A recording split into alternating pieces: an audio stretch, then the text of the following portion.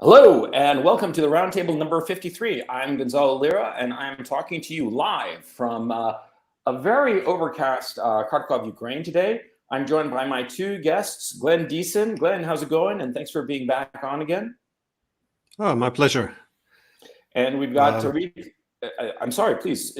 Glenn, you wanted to say something. All is well. Good to hear. And Tarik, Amar, how's it going, Tarik? Good to see you, and welcome to the broadcast. Couldn't be better. Thank you very much. Yeah, it's great to have you on. Tarik is he's actually written some books about Ukraine. He's like a big brain. So we're set with him. One book. Well, but it was pretty good. And some articles. And some article, yeah. And Glenn is in, of course, Norway. And Glenn, we were, just before the show started, we were talking about Emmanuel Macron, the Rothschild's twink. So what do we have to say about Emmanuel Macron's visit to China? And what did you think of that whole shit show? Well, it was an interesting visit because the assumption was that he was going to go to China and try to sow some divisions between China and Russia. That is, he was going to make Xi Jinping put pressure on Russia. We said it was to negotiate, but we rejected all the negotiation suggestions from China. So what we really wanted to have the Chinese do is pressure him to make Russia capitulate, which is a bit of a strange proposition. But nonetheless, what was interesting, it ended up with, instead of him splitting Russia and China, he ended up declaring that Europe should not be vassals of America.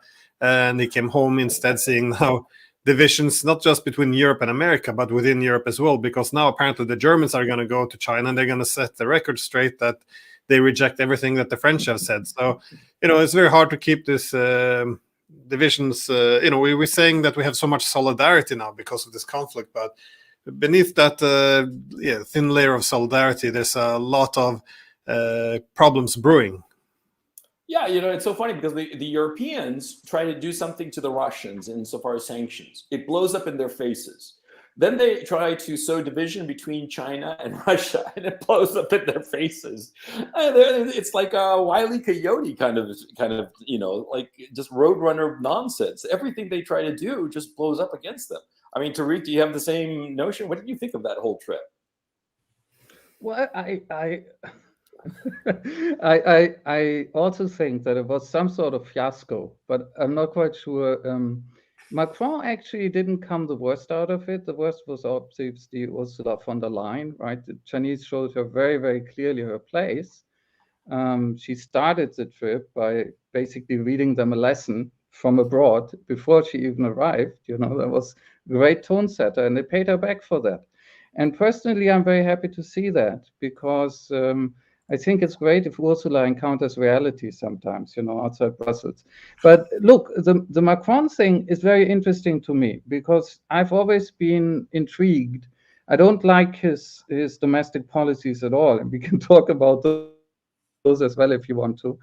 But I've always been intrigued by his sort of neo-Gaullist tendencies, right? Every so often he comes out and says, well, wouldn't it be nice if Europe was a partner of the United States, but not just a slave, right? That's essentially the Macron position. And he has reached this point again, right? He's been here before. The last time he did this was actually before the Russian attack of 24th February. And he got a lot of shit for it then, right? And it came together with him trying to mildly push for at least trying to probe the Russians for talks, instead of just building a wall against them, which everybody else was doing. And we saw how excellent that went. So look, what's the upshot of all of this? I'm most fascinated by the fact that the response to Macron from Europeans and from the US and from the mainstream media has been so incredibly revealing. Because if you really listen to what he said something very simple. Basically, literally, we shouldn't be vassals of the US, right? I mean, on the face of it, even the most diehard Atlanticist officially should be able to be okay with that, right? Nobody says openly we should be vassals of the US, right? But if he actually says that, everybody gets the subtext immediately. And the subtext is obviously that, A, we are vassals, although he doesn't admit that. He pretends it's still in the future. We can talk about this as well. And the subtext is, of course, also that Atlanticism, as practiced by the other Europeans, is a lie. It's a big lie. And you get it when somebody like Morawiecki, right? Morawiecki, the Polish prime minister, is just now in Washington, has just been there, and he goes in and plays teacher's pet, and he says, look, we are not like the evil French.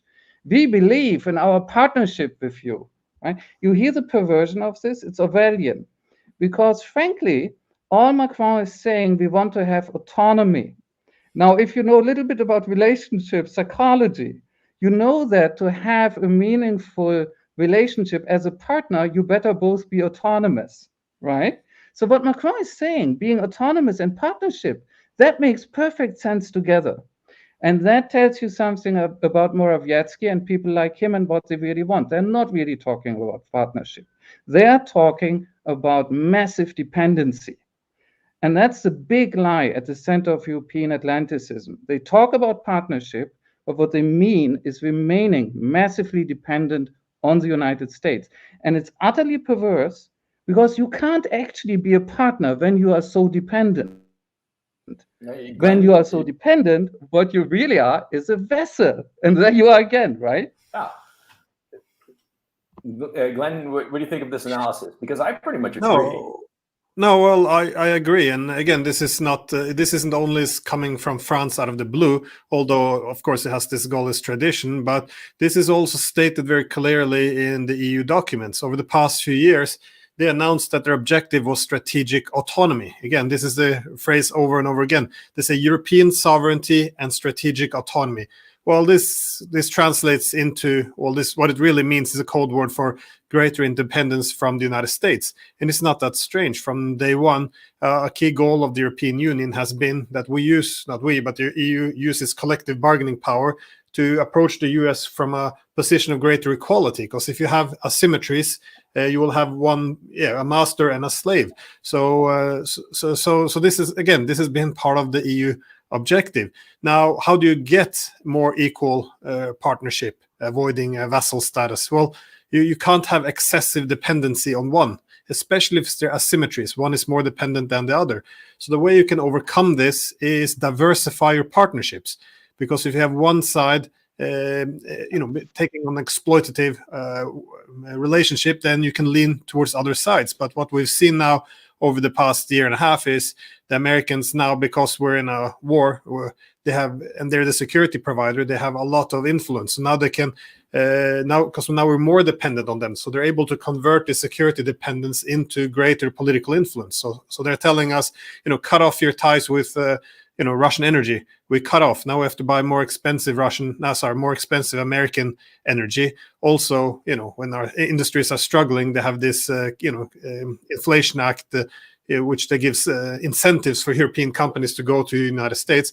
Now they're telling us, you have to cut off yourself from Chinese technologies and industries as well. So what happens then? We only have one partner left, which is the United States, and this will lead us into vassal status. That is, if we can't diversify our economy, we can't have our own independent. Sorry, I'm a Dutch citizen as well, so I say we. So we can't have an independent foreign policy either. And then you have several poles of power. India's independent, China's independent, Russia's independent, but we'll see the EU more and more not having the same sovereign equality as everyone else. They will become more and more subservient to the United States. So they're reacting to something real. And this is, again, something the EU has as well said for years is an objective. And all of this has been rolled back dramatically over the past year, at least. So he's responding to something proper. So it's not, it comes from somewhere genuine. Whether or not it would translate to actual actions, I would be much more skeptical. Go ahead, Yeah, I Tarik. totally agree about the issue of follow through. There's no way to predict, right? And it might fail on that level because he might not be that good at following through on these issues, and also because France is up until now, I think, fairly isolated with this in the European Union, except one nuance, that we have these voices, like now Michel, I think, has come out himself, basically saying, oh, there are others who think this, they are not speaking up, right? Which again tells you a lot about the atmosphere in that place, right? If only one of these guys actually dares to actually say this. Now, the other thing here is, is, I'm a bit more skeptical than Glenn about one thing. You're obviously right. It is an official European Union goal, right? But and if you look at what Macron has been saying when he gave these interviews, one to Politico and one to Les Echos, right? And it sounds very strange because I think it's in the French version for Les Echos, where he basically says, we've already won the conceptual struggle. He actually uses the term in Gramscian terms, he says, right? We already have the ideological hegemony in the sense that everybody now believes in this aim, right? And there, I can't follow him at all, because I think what he's trying to say is that actually what we here see as, and I think you too, Glenn, as the European Union escalating its dependency in this crisis with Russia and the US on the other side, he wants to sell us as the European Union taking a first big step in terms of strategic autonomy. And I think this is where he's either delusional or his thinking is somehow completely perverse. Because frankly, if I understand you correctly, I agree with you, Glenn. Recently, since 2014, we have seen a massive deepening of European dependency. And part of the problem here is, I totally agree with you as well, that we need to balance with different forces, right? But part of the problem is that very powerful countries inside the EU positively don't want to do this. They want to be dependent on the US. And that's why I'm a bit skeptical about this. Yes, they write it in their documents, but I do feel that this aim of strategic autonomy is something where there's fundamental disagreement about what they actually mean by that, right? I don't think they mean the same thing at all. And I think part of the reason why they're so allergic to Macron is that he's hit exactly that spot, right? He's using a language that officially they accept, but he's rude. He's using the literal meaning instead of being polite and not taking it seriously, as quite a lot of them, I think, don't actually take this seriously.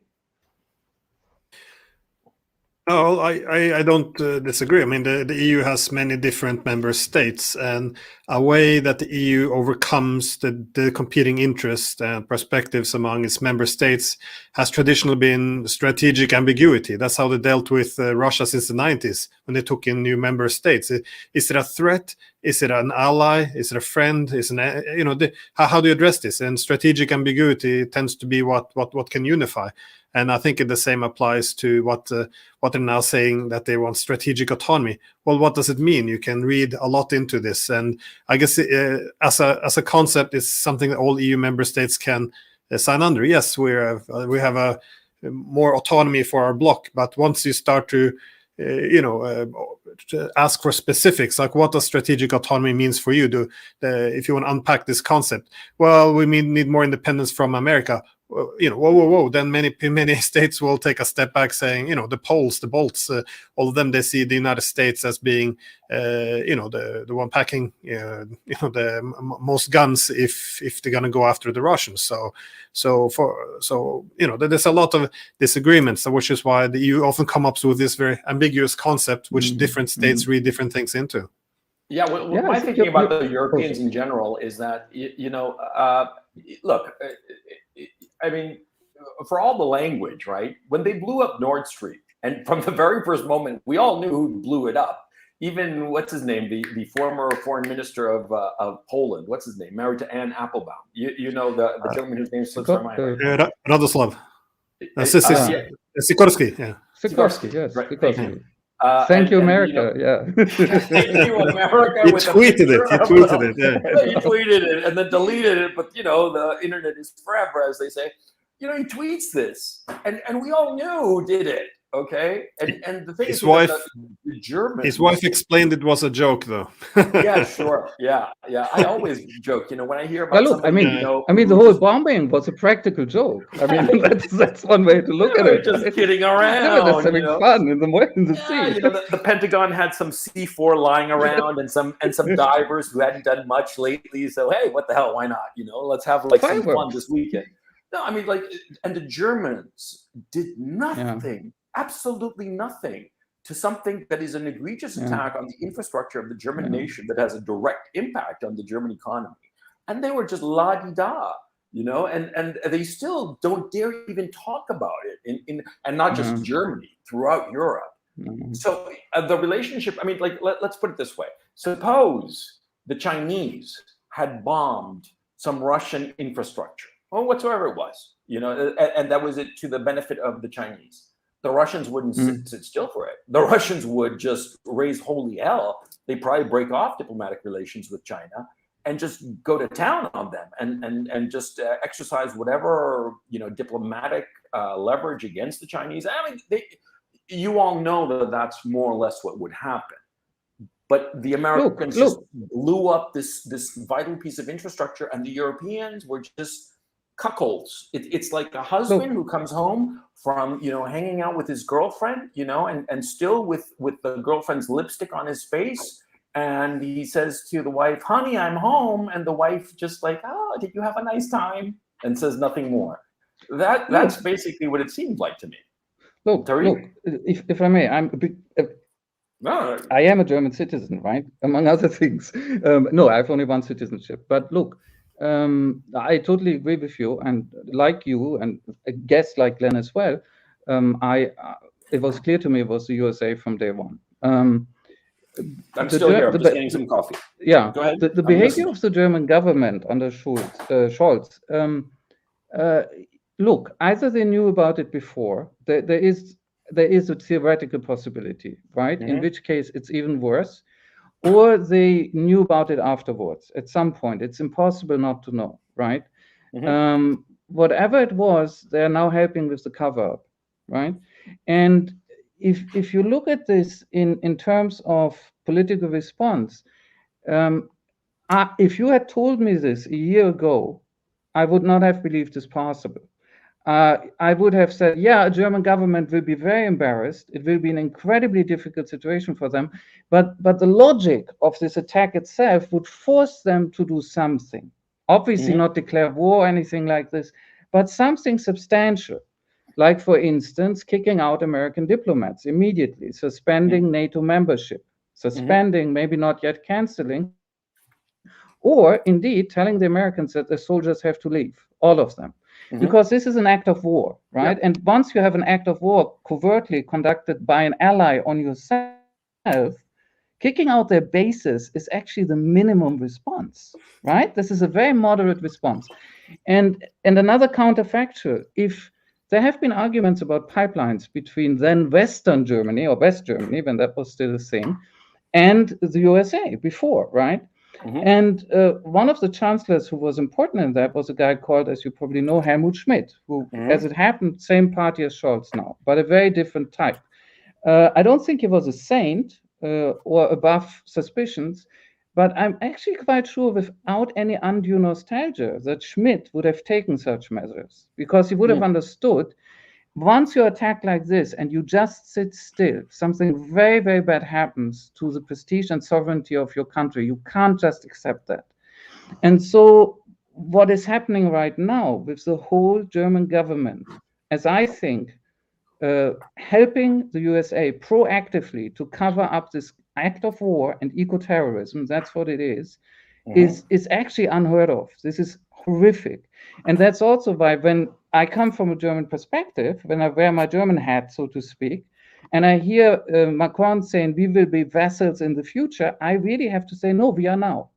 We are now. That's a test case. It's been empirically proven. If you can blow up our infrastructure and we say nothing and we do nothing, then we are vassals. It's already happened, right? So I wanted to come back to one thing that Glenn said before we got to the pipelines, which is, I think you're right, but I would use a slightly different term, because what you said about EU behavior and how they managed to stick together, right? It reminded me of this older term, fudged, right? When the EU has a problem, they fudge it. They obfuscate it. They obfuscate the terms of the problems and the terms of the solution until they can agree. But here's my problem with this. Here's my guess about this. You can do this about agricultural policy. You can do this about CAP. You can even do it about your currency, though there already the consequences will come and get you, right? But if you do it about geopolitics, you're hitting a wall, because you can't fudge and expect China or Russia or India and the USA to play with your fudge. That doesn't work. You, amongst yourself, inside the EU, you can be this club of people who constantly double talk to each other, right? And that's how you actually maintain your cohesion. But if you take this out into the world of geopolitics, you're dead in the water. That doesn't work. This is not how you can survive geopolitically. And I think this is partly exactly where they are. And I don't know if they will finally be able to deal with the structural problem that they're having. Glenn, what do you think? Well, if we take it off what related to what Macron argued about, Europe being vassals of the United States, this excessive subservience. I think this Nord Stream debacle kind of proved it, because for the years that Nord Stream was built, the Americans put sanctions on European companies who participated and ran it to protect European energy security, which is a very strange approach. They threatened the pipeline many times before, if Russia attacked, they would blow it up or they would make it go away. And all the senators arguing it should rust at the bottom of the sea. It's not use all tools available. They were quite open about their intentions. And then they actually after Russia invades, they actually go ahead. It explodes. All the politicians saying, "Oh, this is a wonderful thing." Victoria Nuland saying, "Me and the government, we're all very happy about it." And you have Anthony Blinken going out saying, "This is a tremendous opportunity. Now we can replace Russian gas." But but then you see the German politicians and journalists, and I feel a bit bad for them, because they're standing there. No. If you say that America can even benefit, it's a conspiracy theory. Meanwhile, they're celebrating on the other side of the Atlantic. It's so. It is so absurd in so many ways. Humiliating. It's humiliating. It is humiliating. Humiliated on behalf of Germany. But then, but then not only that, but we in Europe, not just the Germans, but the Europeans were compelled to say, "Listen, it must have been the Russians. They must have blown up their own pipeline for no good reason at all. This is the Russian playbook." We have to repeat this. Even though it makes no sense. And then suddenly, Seymour Hersh comes. And for me, this was brilliant, because now, America has to respond somehow. And what do they say? Well, they say, well, now it's Ukrainians. It's a pro-Ukrainian group. So suddenly the whole narrative about state actor is out the window. So we have to pretend that, they just dive all this huge down on deep with a little sailboat with explosion and some scuba gear. It's more than a ton of explosives. More than a ton. Yes, it's just, and we have to repeat this as if it makes any sense. And then when the Russians comes out and say, "Let's have an independent investigation," we have to stand. No, we don't want it. It's not necessary. It's just, it's Russian propaganda. Sweden says, "We're doing the investigation. Don't worry, we'll get to the bottom of this." Sorry for the pun. We'll find out exactly who did it, and then when they come up with we can't tell you. It's classified. They can't share with their own allies, Denmark and Germany. They won't share with their own allies their own findings. I mean, isn't this is weird, isn't it? It's not weird. You're investigating it, and you won't hear Everybody knows what happened. Yeah, this is it's. I'm sick and tired. I have to just point this out. I am sick and tired of being called a conspiracy theorist for pointing out things that there is no other explanation. I mean, come on. I come home and I open the door, and the pillows of my sofa are just scattered everywhere, and they've been like somebody chewed through them, and my dog is sitting there looking guilty. Who did it? The little Martians, the little green people? Putin did it. Don't you know that? Putin did it. Putin did it. No, sorry. The funny thing is, in Washington Post, they post an article because none of this makes any sense. So how are we going to discuss it? So Washington Post publishes an article saying, with the title, "We stop discussing Nord Stream." We should. Because and they write very specifically, we might find some uncomfortable truths which we don't like. Yes. And of course there's uncomfortable truth, because the narrative is so ridiculous at this point. And so we don't want an investigation. We don't want to talk about it. This is what we're saying now in the open. So it's just, if you say that it might have been America, You're a conspiracy theorist. I mean, it's just so dishonest. Okay, No, look, and show of hands, who's a conspiracy theorist over Nord Stream? I'm proudly, raise I'm your hands, not. please. I'm not. I know it was done by the United States, and I'm not. That's No, the come point. on, join the club. Come on. Okay. Be a conspiracy theorist. Okay, Dad, I hit me get with it. a +1. Hit me with a But- +1 if you're a conspiracy theorist too, that the Americans blew up Nord Stream. About the Nord Stream, the Seymour Hersh article about it, it's incredibly detailed. And of course, inevitably, he's going to have some details that are off the mark or a little bit not quite like that. But, they've done two things simultaneously. They lit on the mainstream media I'm talking about. They lit on these trivial errors as if they actually matter, because the overall shape is pretty clear. The specific details, if it was this kind of C4 or that other kind, who gives a shit? It was still explosive, right? But then at the same time, for the month after the Seymour Hersh article came out, I was watching the BBC, CNN, Washington Post, New York Times. They didn't mention Seymour Hersh's name, not once. I did several different kinds of searches to find his name. The only thing that came up with articles from 2015 about Osama bin Laden, that he had put out a piece at that time about the but look, Gonzalo, there were two responses. There were two responses to sort of dealing with him at that stage, right? And you could really read it off. One was to just totally ignore him, right? Subject him to the silent treatment. And the other response was to ignore his sterling record as an investigative journalist, and pretend that, again, he also is some sort of marginal type conspiracy figure.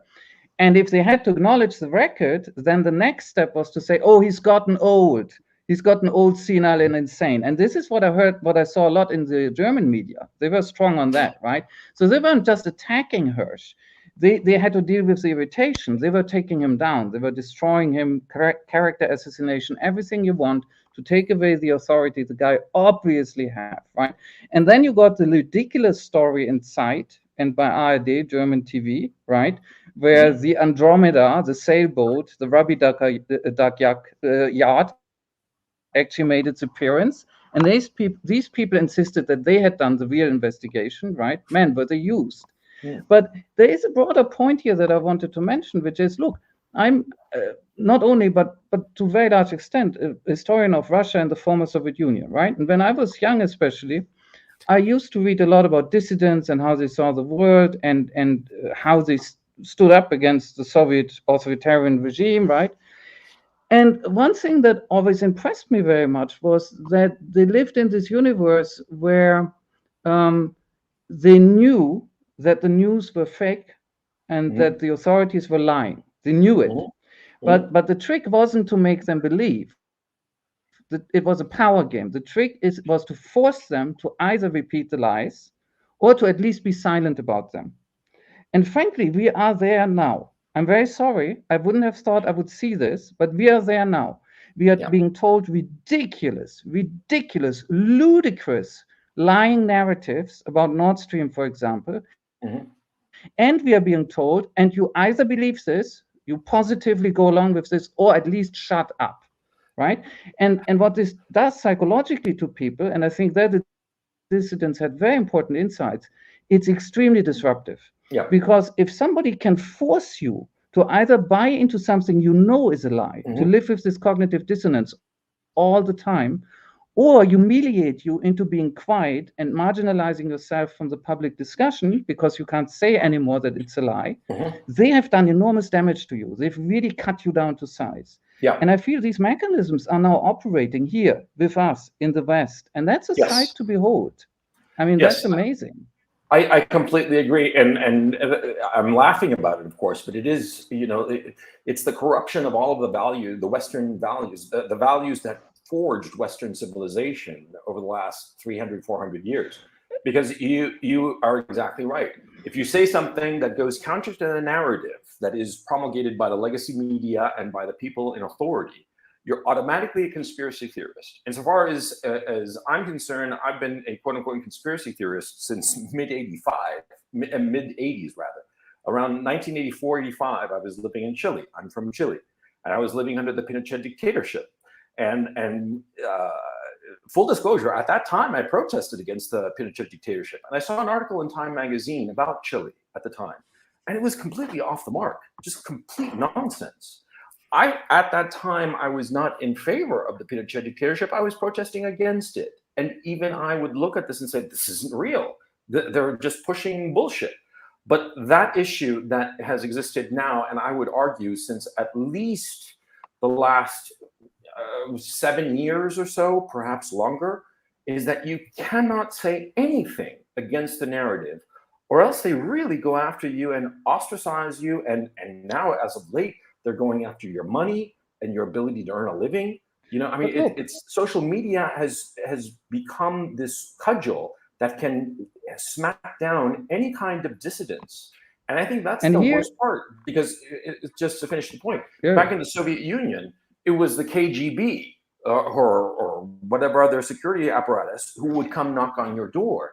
Now it's 10,000 people on Twitter who all of a sudden are all smacking you down for saying something that is visibly self-evident. And that's the thing I find deeply disturbing, because they have somehow outsourced the repressive measures by way of social media into their useful idiots online. You see what I'm saying? Yeah, but look, Glenn, I don't want to take all your time, but let me say one more thing. And look, there's one other thing that occurs to me. There's a third effect of this, which is very detrimental, right? So you get authorities and media following them, and you really can say this of Washington Post, New York Times, BBC. I'm sorry that's the case, but they align with authorities now. Okay. So they tell you an obviously absurd thing, right? Like the Russians bombed Nord Stream. It's clearly absurd. They insist that's the truth. They then tell you, if you argue against that, that you must be a conspiracy theorist. You know what the third effect of this is, and it's deeply ironic. It means that the category of conspiracy theory loses all value, right? Because you completely relativize it. If basically they tell you that saying 1 + 1 is 2, to do an Orwell here, is a conspiracy theory, why should you ever care about the term at all, right? That is, the people who go on about disinformation and its dangers, and about the danger of conspiracy theory, which in some cases is real, are actually the same people who see to it that the whole idea is so inflated that you can't take it seriously anymore. You see what I mean? It's extremely destructive at multiple levels. Well, and this is stuff that not the Russians are doing to us. We are doing this to ourselves. That's the amazing I agree. thing Sorry, I just want to point to something that you're saying that I completely agree with. But at the same time, what happens with this notion of conspiracy theorists is that you're absolutely right. It inflates the term till it starts losing all meaning. But what happens is that also is that because it inflates the term until it doesn't really matter almost, a lot of truly crazy people start getting currency who are spouting things that are that are obviously untrue. Let me give you a specific example. That's what I was trying to say. Yeah, there are a lot of people now who are saying that the Americans never landed on the moon. That's self-evidently not true. They went to the moon. They landed there, and I can say with some authority because I have a background in filmmaking. So whenever I look at a picture that they took on the moon, I say, yeah, the only place they could have taken that because of the lighting is on the moon. There's no other place possible on Earth that they could have taken that photograph or those series of photographs or videos or whatever, right? And they went 4 times. If they'd gone once, maybe I'll believe you, but 4 times, come on. And I mean, and that's just prima facie just saying, you know. But the thing is, see, because people like the 3 of us are going to be labeled conspiracy theorists because we say that the Americans blew up Nord Stream, which is self-evident, then what happens is that the information space itself becomes not merely democratized, but it gives spaces to things that are obviously untrue and foolish and ridiculous. Exactly what I was trying to say. Standard by which you can measure this information is counter to the narrative but accurate, whereas this is just off the wall bullshit. You lose all criteria. Yeah, exactly.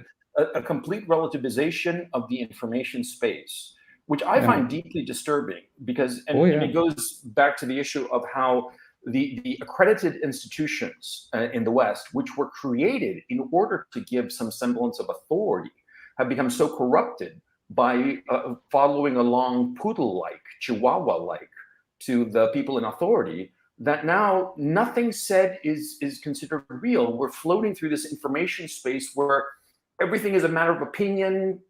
Nothing is true or false. It's like this Schrodinger's information kind of thing. Glenn, sorry for ranting, but that's the show. I rant. Yeah, no, I couldn't agree more. And again, here I've noticed the same, at least in this country, how the story by Seymour Hersh was addressed. I mean, first, either he was completely ignored, or you had the a heading of newspaper title saying baloney. This was the that's just nonsense. And then of course, and it was also attack on the character. Again, this is the most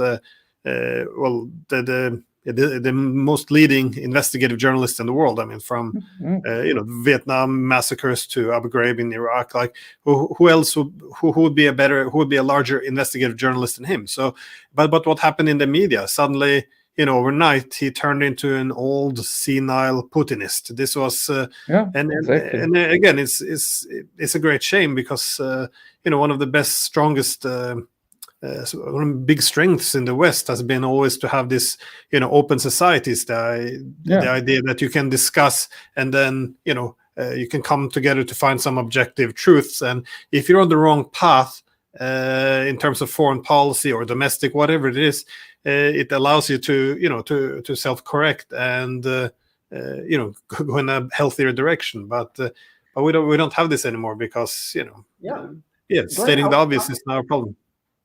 Glenn, I wanted to ask you, I mean, since you are a Dutch national, correct? Yeah. Yeah. I wanted to talk to you a little bit about the whole farmer thing in the Netherlands. I'm interested, just geopolitically, generally, but I'm also interested because I lived in Holland until recently. I was living in Amsterdam for a while. And so I'm wondering, what the hell is up with this farm thing that they are trying to force the farmers out? What is the deal with all of that? Because to tell you the truth, I'm not on top of it. So I appreciate your input. No, I'm not great on top of it either. When I said Dutch citizen, I meant in reference because I kept referring to EU as us. I am a Dutch citizen, but I'm born and raised in Norway, so I have very little insights into what's happening in Netherlands. But it is just the headlines, which would be, they're deciding to close down a lot of farms, and this is causing a huge revolt. I don't understand how this any of it really makes any sense. But no, I'm not the best source on the Dutch. Okay. Sorry, I didn't mean to put you on the spot, because from what I'm seeing is that they're forcing them to close down Dutch farms. Why? I mean, during a food crisis as well. It's but that's what I mean. Like, when you're gonna have conspiracy theories, well, first of all, if people are going to lose attachment to the truth, and this is also very dangerous, because that's fertile ground for authoritarianism. If first you water out the concept, but then also you have these actions which makes no sense, like you have food crisis and you start shutting down farms. I mean, and then the public can just go wild on the internet and make assumption, and no one trusts anything that the media says anymore.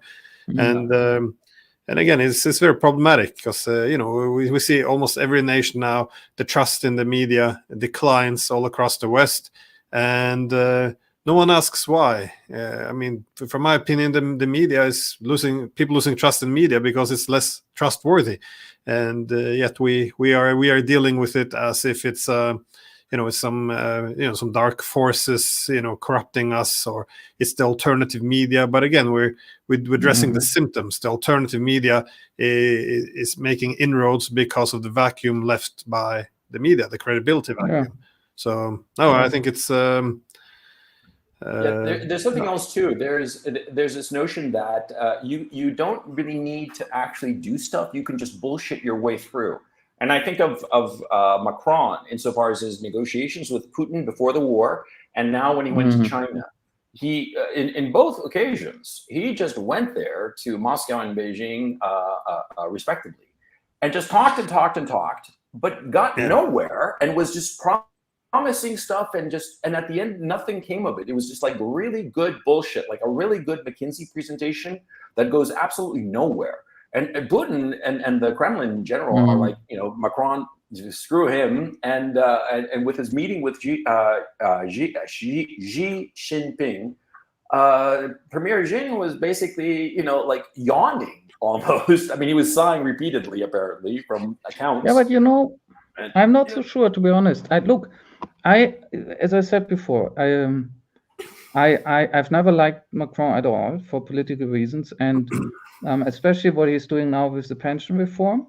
That's atrocious. That's atrocious stuff. And I don't mean the 2 years extra, right? That's one thing the French can talk about is among themselves.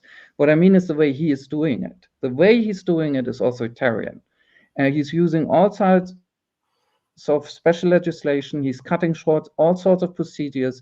And he's been doing this since his re-elections in 22, I think, in April. And after the re-elections, remember why and how he won again. He didn't win because people liked him. They didn't like him anymore. He won because he didn't want the far right. And on the evening of the election, he comes out and he acknowledges that. What else could he do? It was obvious. And he says, look, I understand, essentially, I'm paraphrasing, you have elected me, Emmanuel Macron, because you don't want the far right. I get it, right? And now what he's doing is ramming through his program as if he had a real mandate. Yeah. It's completely inconsistent with where he really is. And I very much understand why the French are so angry with him on many grounds. But talking about his behavior toward Russia, towards the EU, towards China, right?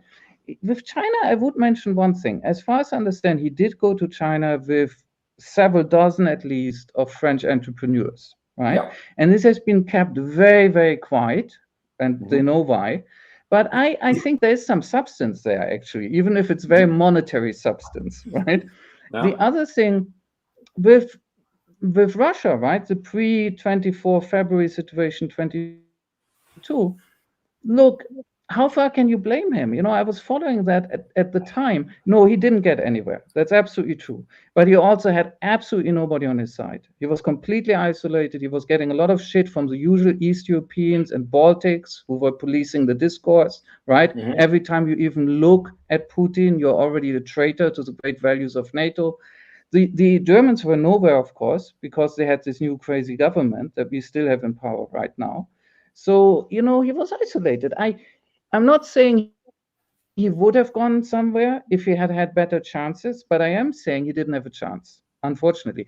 And that is not on him. That is not on him. That's on all the people who didn't help him, in my view. Okay, fair enough. Fair enough. There's the defense of Macron, you know, but look. Limited, conditional. Well, I also believe that the sentiment is authentic, though, because this, you know, this Gaullist idea that France should be an independent pole of power, you know, therefore being apprehensive about the subordination to the United States, because France has had many problems. Keep in mind that the U.S. used, you know, its position with the dollar in order to impose a lot of unilateral extraterritorial jurisdiction with its sanctions. It fined billions of dollars, the BNP Paribas, the banking group, because they made deals with countries the United States put unilateral sanctions on.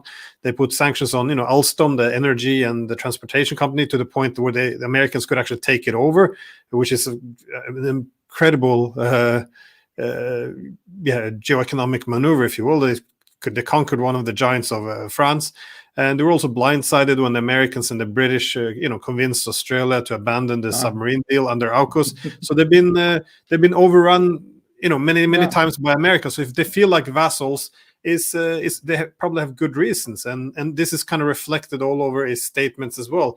Because he previously, back in 2019, I think he said that we're experiencing the end of Western hegemony over the world, and over the world. That's a direct quote, by the way. So, and then he called NATO brain dead. He wanted to develop an EU army to reduce reliance on America and the Europeans.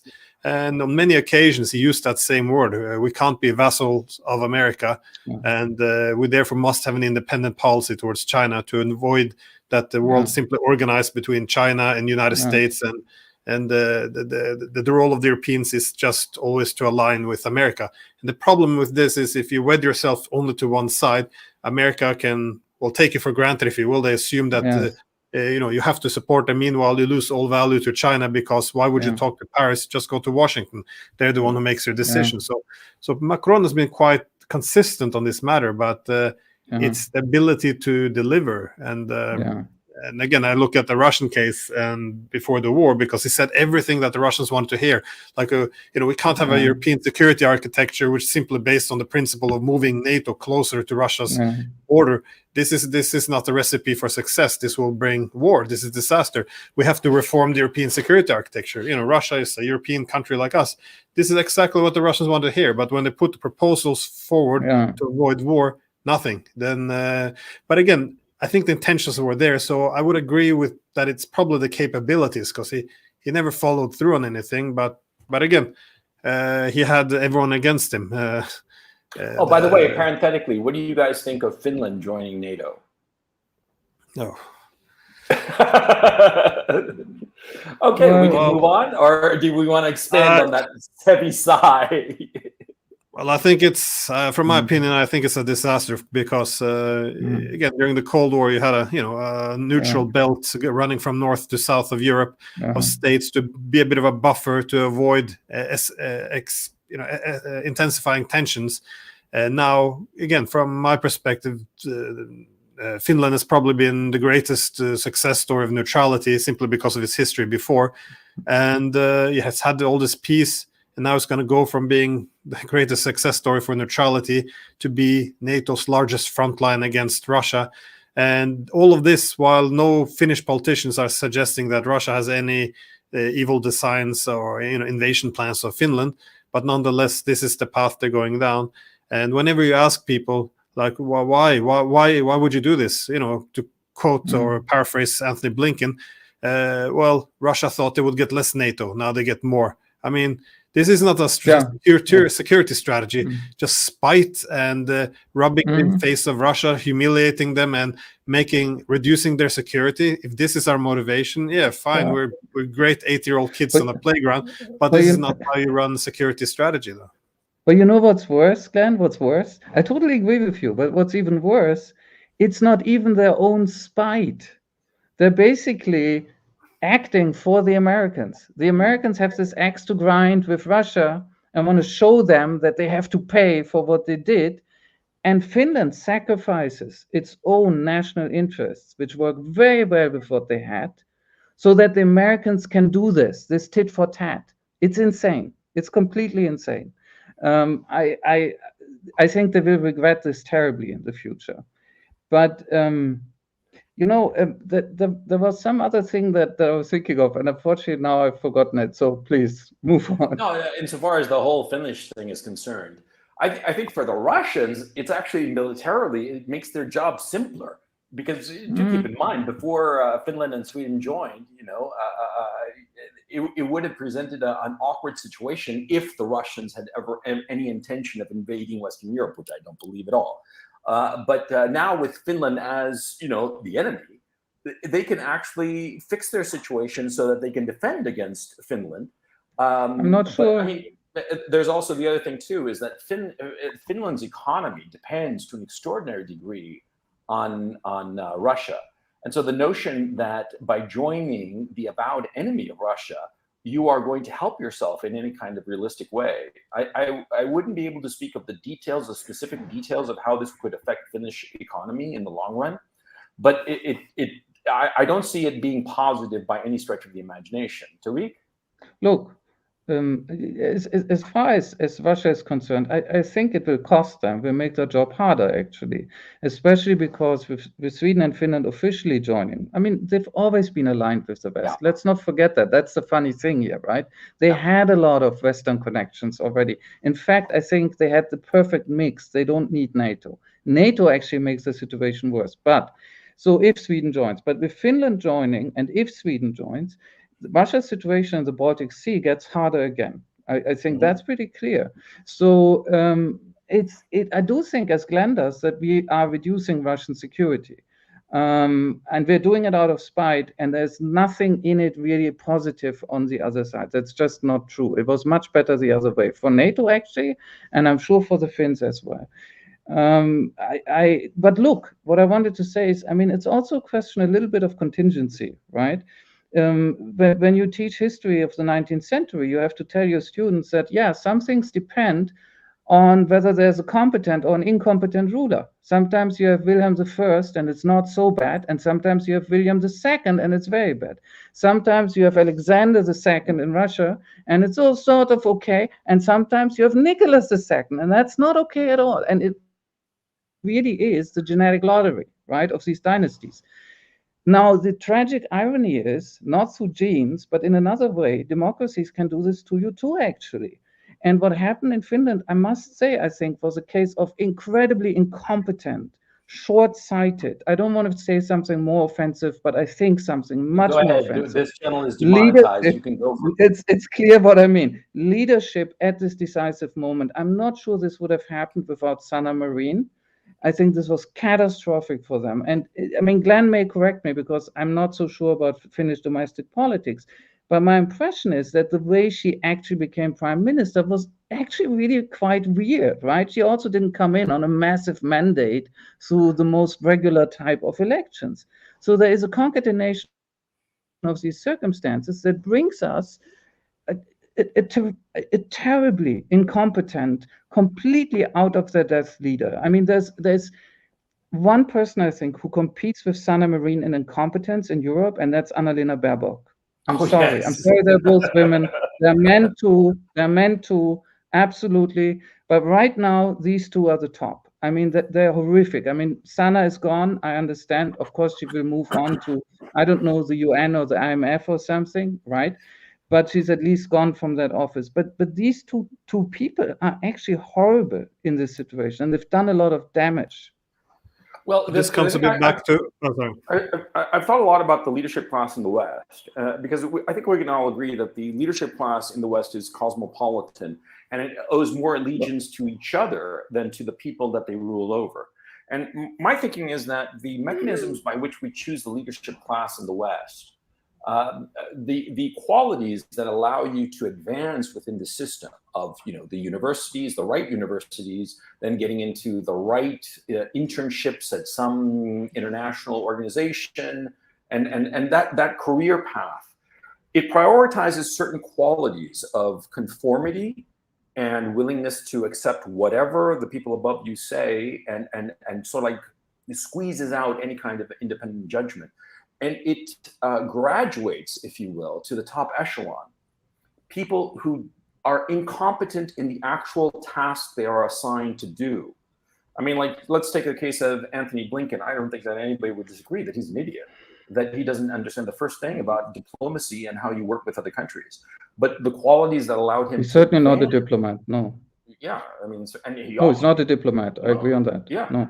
And whatever you might have thought of, else. Of Kissinger, for instance, well, at least he knew how to do a negotiation and wind down things to his own advantage. But these guys, like Glenn, like you said, they do things out of spite as opposed to careful calculation. And so my thinking is that, and I've said this repeatedly on other broadcasts, is that the qualities that allow you to advance are not the same qualities that you need to be competent in the position you're assigned at. And so that's why we have Annalena Baerbock, we have, Sanna Marin. We have all of this class of people who are fools, and yet they are in control of the levers of power, and they are making mistake after mistake that hurts their own countries, and yet they continue la-di-da as if everything is fine. I don't know if you guys agree with that. Glenn? No, it's kind of the problem now with when you have very ideological. All our politicians have become very ideological, and it's also demanded that there's a commitment to the current status quo. Now, this is problematic because competent people do not subscribe only to ideology, and they should also not necessarily always toe the line. By definition, leaders should be able to present new ideas as well. And I think that look what happened. I'm sorry for picking on Germany again, but in was it in January of 2020 22, or was it December of 21? Anyways, right before the Russian invasion of Ukraine, you had the head of the German Navy. He was speaking in India or something, saying that, listen, Yes. what the Russians want, some basic respect and take into account their security demands, and and also we have to be realistic. We're not going to get Crimea back. We can avoid war if we can show them respect. How was this treated? Well, he was forced to resign.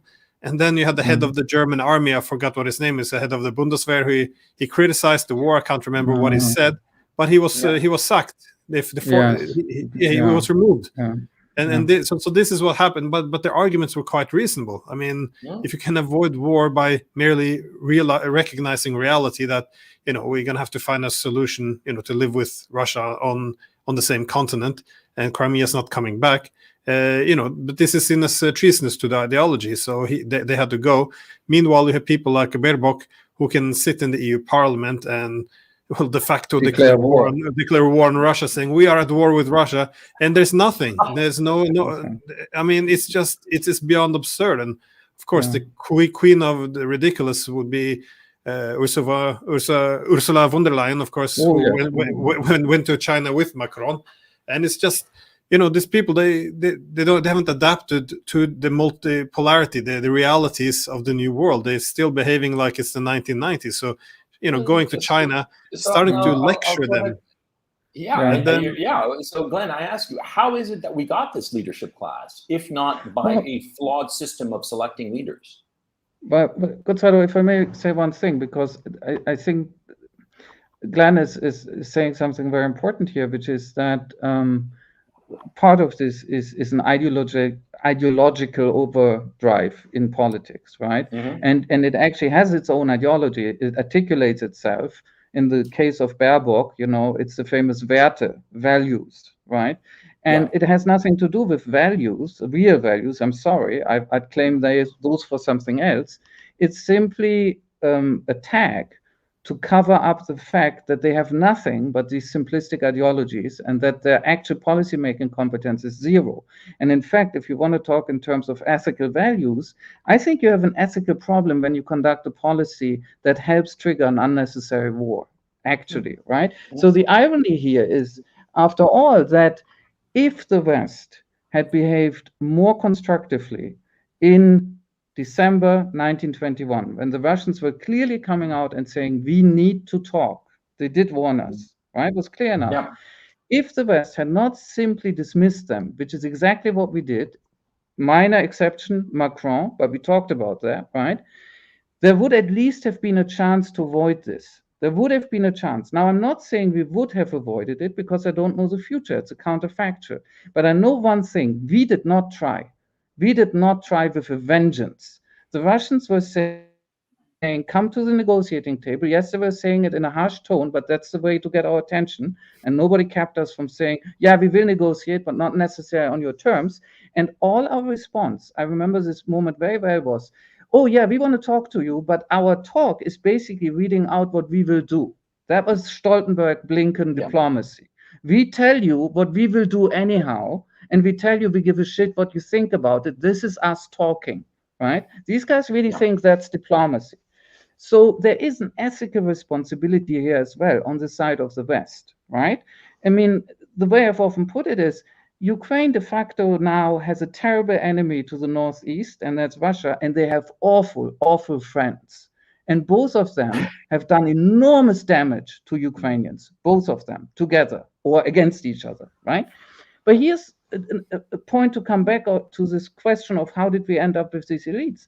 I don't quite agree with you, Gonzalo. I think you're right that, of course, there are elite selection processes that promote mediocrity, opportunism, stupidity, frankly, in some cases, right? Stoltenberg, I'm sorry, but there are not three brain cells there. I'm sorry. He's a fucking idiot. Oh, Jesus. Well, he's clearly not somebody who can think through a complex problem. He can only phrase monger. It's very clear in his case. See, so anyhow, you get these people. That is how you say fucking idiot in polite terms. But here's why I don't quite agree with you. Because look, this happens in a lot of systems, and not only democratic ones. Let's be honest. Look, I will still insist that Putin's decision to launch this type of attack was incredibly stupid and wrong, right? Okay. Even from the perspective of Russian interests, however you understand them, even not to speak about the criminal and moral aspects, which I take very seriously. But I think it was a very bad decision. It was a textbook failure of a decision to do this. He had other options. Now, how did that happen? We don't know yet. But one thing we have to think is Putin is not an incompetent. That's not true. But I do think he behaved incredibly incompetently this time. And I think what happened there is that he was relying on intelligence reports that were opportunistic. And he was reading what he wanted to read. And he didn't have the inner discipline anymore, because he's been in power too long, is my theory, to remain skeptical towards what he wanted to hear. I think that the Russian decision that predates 24th February 22 is based on massive wishful thinking. That's terrible. That's not an apologetics. That's a terrible thing to happen. So why am I saying this? Because the leadership selection there works differently, right? And yet you also get serious problems there. I give you that Putin is not an idiot. I give you that Lavrov, unlike Baerbock, is a very competent diplomat, no doubt. But somehow in that system as well, you can produce very idiotic outcomes, at least occasionally. Well, let me ask. Let's go to that question then. Why do you think that it was a bad decision, and what other options would the Kremlin have had other than go to war? Look, let's be precise. Right? I have to explain exactly what I mean. I mean alternatives to the specific decision to launch this war, and in this way. Right? So what we saw was, on one side, a large-scale attack. It comes from several directions. There is a prong towards Kiev. There are a lot of tanks on the roads, all that stuff. On the other side, we see a lot of incompetence, in the sense of that Russian behavior really looks, and this is, I don't think, all Western disinformation, in the first days of the attack, it looks like they expect to be treated or to be greeted with flowers. Right? They're riding on their tanks. They're just waiting to be shot up. They sometimes drive into places in unarmored vehicles. They drive in unarmored convoys. Now, why am I stressing this? Because I think that Putin thought, and I can't prove this, but I do think there's evidence, that he thought he could do some sort of very quick operation, actually fairly bloodless, where he would use these surgical minimal interventions to quickly change the government and then do something with that. Right? Not knowing what exactly. Yeah. But that is an incredibly reckless plan, especially if you don't have a plan B. So that's my first criticism. But my second criticism is worse and much more fundamental, which is, you asked what could he have done in principle differently. Well, he could have done what he did do at the beginning of this process. He could have recognized the DNR and LNR, right? He could have recognized them. He could even have said theoretically the whole scope, like including the territories you don't yet control in the west of these entities, right? He could have said that. But he could not have acted on this in an aggressive manner, and instead said, we now stand behind these people, we move our troops into these two entities, and we will defend them, right? One thing that wouldn't have happened is the massive escalation we saw in reality. Right? Now, you can make a counter argument, which a lot of people do when I tell them this, and they say, well, this wouldn't have helped because the Ukrainians would have pushed anyhow and the West would have kept provoking. Maybe, we'll never know. But the same logic applies to what the West did before the 24th. We did not try to negotiate, and Putin did not seriously try to use anything but a damn sledgehammer. And that's on him. He went in with the sledgehammer first. But okay, he should have done much less. Okay, there are 2 points to those two arguments that you're making.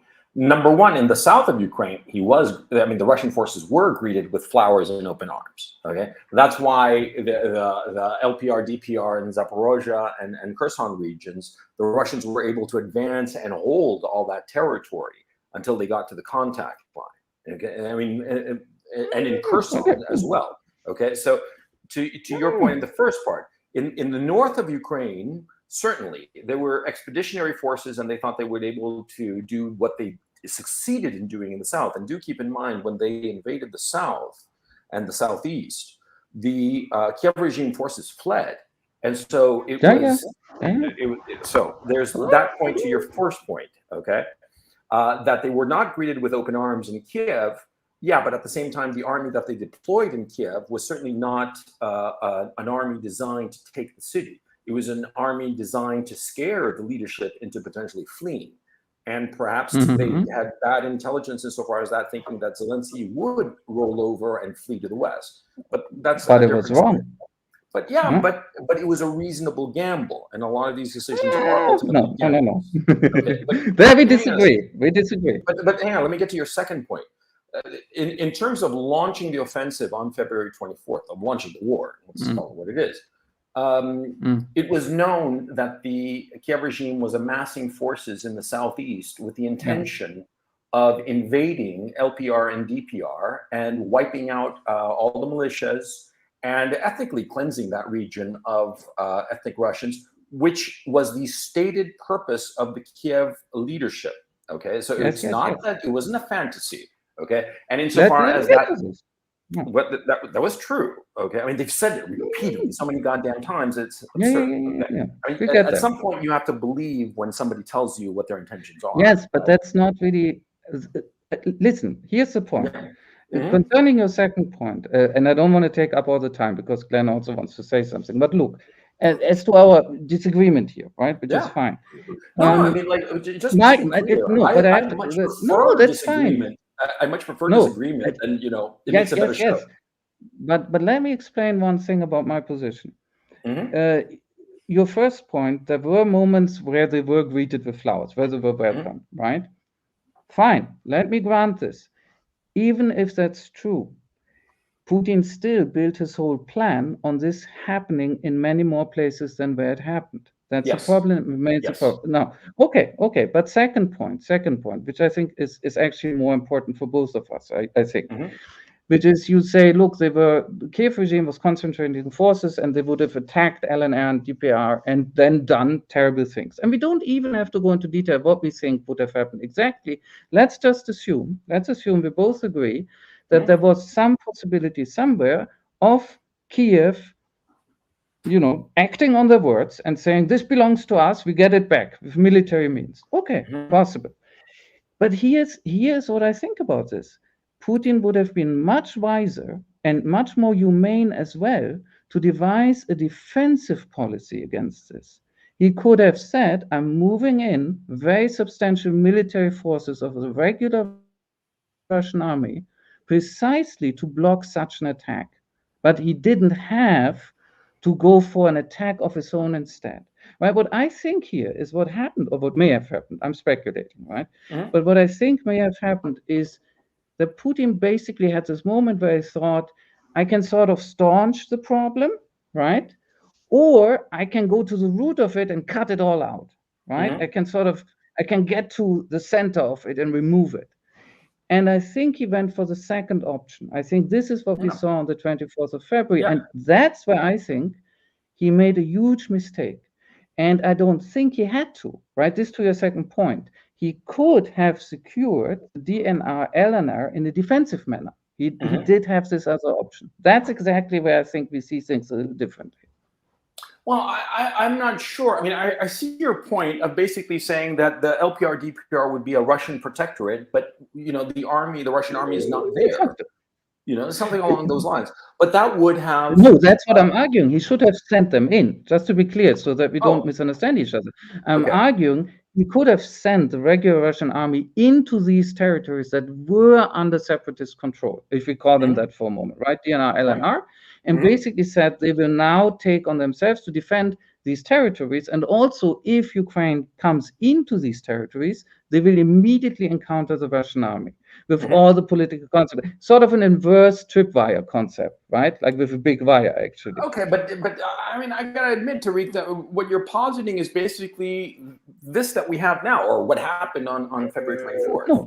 Okay. You're basically arguing that they should have had an incursion in the south and the east, but not in the north. Exactly. Is that what you're saying? They should. No, not quite. No. What I'm saying is, he could have. I'm not even saying he should have. I'm saying it would have been better than what he did, right? But he could have sent the Russian regular army into the existing de facto DNR and LNR controlled territories, and only there. right? So this is not the same even as building the land bridge or going south.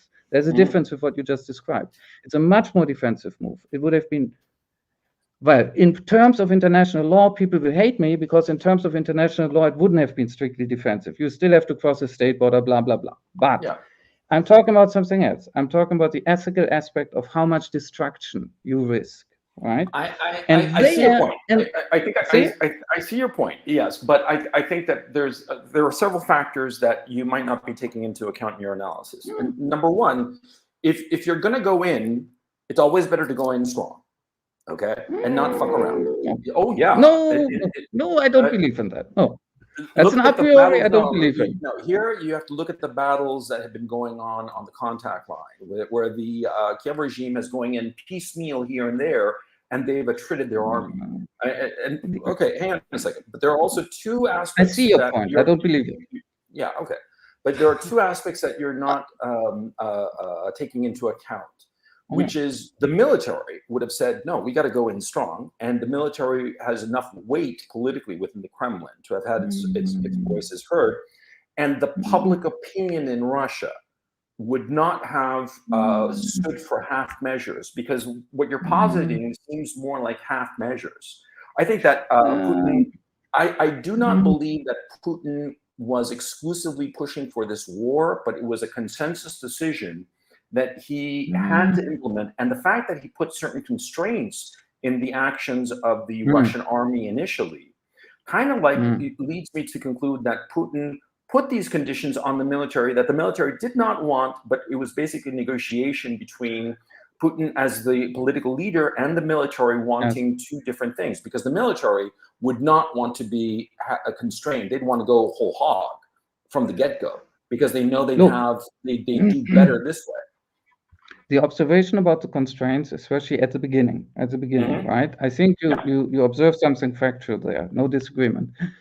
How that was motivated, let's set that aside. I really want to sort of give Glenn some time. I'm not trying to cop out here, but if I go on arguing back to you and you to me, you can't say anything. I mean, okay, Glenn's the referee here. Let me say, I'm not quite buying your case, and you don't have to buy mine. But okay, so Glenn, you're the referee here. Put on your striped shirt, and what do you think? Well, it's hard to say. I would like to believe there was other options, but I guess there would be a lot of complexity given. Well, first of all, one has to ask why Russia's willing to take such a huge risk, and obviously now that we're locked in possible nuclear wars, it is a huge risk. So the Russia did consider this to be an existential threat to have the Americans moving into Ukraine.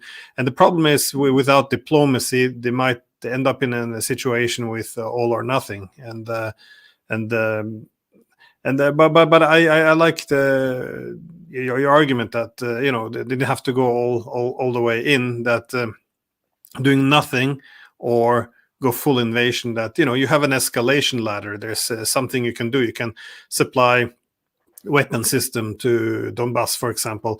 Again, just for the people trying to cancel me, I'm not advocating it. So I'm just saying that you have options. You can supply weapon systems. You can sanction, even though I don't believe in that. But the main or as Tarik suggested, you can just send in as they did, they recognized the independence of Donetsk and Lugansk and moving their troops, and at least then if the Ukrainians would attack, then Russia could claim to act in defense.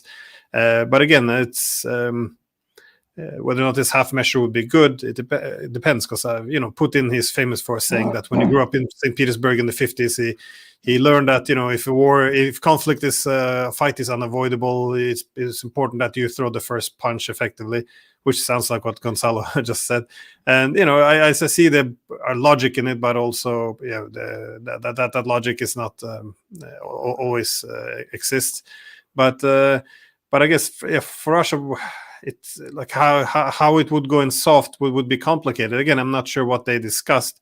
in Moscow. But the problem is if they would set up only defensive in Donetsk and Lugansk, how would this be defendable? Especially if they would end up in a war with the Ukrainians, then wouldn't Crimea be very exposed and be drawn into this as well? And also, if you're going to defend Donbass, you would want a land bridge between Crimea and Donbass. Again, I'm just suggesting how I would think about it, logistics from military perspective. Again, I'm not advocating anything. And again, but I think that but what the Russians' intentions was, I think, was quite clear. They wanted to send in military force because they saw that for 7 years the Minsk agreement wasn't implemented. So so they went in with the military and they thought, okay, we'll impose a settlement on Kiev, and this was also reflected in how the military acted. They didn't do bombing of barracks, and they didn't go after the infrastructure. They wanted to do little punishment in the beginning, not because they're better people than us, but because they didn't want a permanent divorce with the Ukrainians. They wanted to impose this peace settlement and then be able to move on. You don't achieve that by bombing their homes. So this was the objective. But of course, that was the Russian goal. I think for the United States, they have if you have some bloodshed, this would be a positive thing as well, because then you would have a permanent divorce between Ukraine and Russia. And that was kind of Brzezinski's argument after Russia took Crimea. He said, well, the fact it was so bloodless is problematic because there was no cost imposed on Russia. And also they might be able to mend ties with the Ukrainians. So, if you're going to have more conflict, there should be more blood effectively. And also the option of fighting a proxy war. I mean, there's so many American leaders now who expressed, all the way to General Kellogg, to all these senators, from Lindsey Graham, Mitch McConnell, all this, saying all the same thing, going, oh, this is a wonderful situation where we can now kill the Russians and weaken Russia, and we don't have to risk our own troops. We can fight Russia with Ukrainians. So I think, it doesn't seem very well thought through in that terms. Like it should have been predictable that that plan, at least a huge risk that their plan wouldn't go the way they wanted, and it didn't go the way they wanted. So I don't know. I'm inclined to say I've said I'm against the invasion simply because the humanitarian disaster of all this Ukrainian and Russian young men dying. But I don't know I don't have a good answer for how the conflict could have been resolved. So it's now I. Well, ultimately, what the Russians wanted is the implementation of Minsk II, and they actually came close in April of last year until the Americans shut it down. They told Zelensky and the Kiev regime in no uncertain terms that we will cut you off if you come to a peace agreement in Istanbul with the Russians. Okay, so my thinking is that this was a provoked war by NATO, by the Americans, and they wanted this conflict, and they did everything in their power to both create the conditions for this conflict and to provoke the Russians, and they ultimately succeeded. I think from the point of view of Putin, I think that he thought that his economy and his country would suffer much, much more than it wound up suffering. And I think that he himself has said in speeches that he was shocked that the Russian economy handled the sanctions as well as it did. And so that goes to the point that he was willing to, the risk he was taking was enormous. And it was a gamble that paid off, because I don't think that anybody, even the IMF says the Russian economy in 2023 is going to be growing, inflation is manageable, and everything is going the Russian way. I don't want to be misunderstood, right? So let me clarify a few things. One thing is what you just mentioned about the way that the Russian economy has surprised most people, right? This is generally acknowledged now, right? We have had a wave of acknowledgements, recognitions, just at the beginning of this year, and the last 3 months coming in, basically saying, well, they didn't collapse, quite the opposite, right? So we should talk more about that. You're right about that. But look, what I want to clarify is, I'm not trying to be, there are people who take a perverse pleasure out of sitting on the fence, I'm not with anybody. That's not what I'm doing. No, my position generally is what I've said about Putin and Russia, and stand by that. But what Glenn just explained, and what you also partly then referred to, that this was a provoked war, I sign up to this. I've always signed up to this. This was a war provoked systematically by the US. And the great failure of the Europeans is to go along. And they shouldn't have. They should have stopped the US. But here's the problem, and I've tried to explain this several times already in debates. I really genuinely believe that between being provoked and how you respond, there's a very important space of decision making, right? And that's where I disagree. I do think the response that I do think Putin mostly, but fine, we cannot, that's not my most important point. But the response that comes out of Russia on 24th February, I totally disagree with. I think it was wrong on so many counts. But let me stress, but the West did, let me finish. The West did an enormous amount of damage here, and the provocation was there. And I agree with Glenn. Minsk 1 and 2, more importantly, right? 2 is the real thing here, were betrayed systematically. And by now they've admitted it, and they were worst betrayed by far by Ukraine with the help of the Western sponsors, right? When you look carefully at the record of how the Russians and also the DNR, LNR behave towards Minsk, they are not angels. They're also trying to use what they can use. But the big chunk of obstruction that kills this one chance to get out, and it was a real chance, right? The off-ramp, that's with the West, and that's with the Ukrainian leadership under Poroshenko, and then against our expectations under Zelensky too. Absolutely with them. So that's true. Moreover, I would go back further in time. You know, there are people who now get very angry in the West, and some people I very much respect, when you tell them that NATO expansion actually contributed to this significantly, and they just can't stand that. And I agree with you, obviously, it massively contributed, and moreover, needlessly, because we knew, we were warned. The Russians warned us, and our own experts warned us again and again, not all of them, but enough.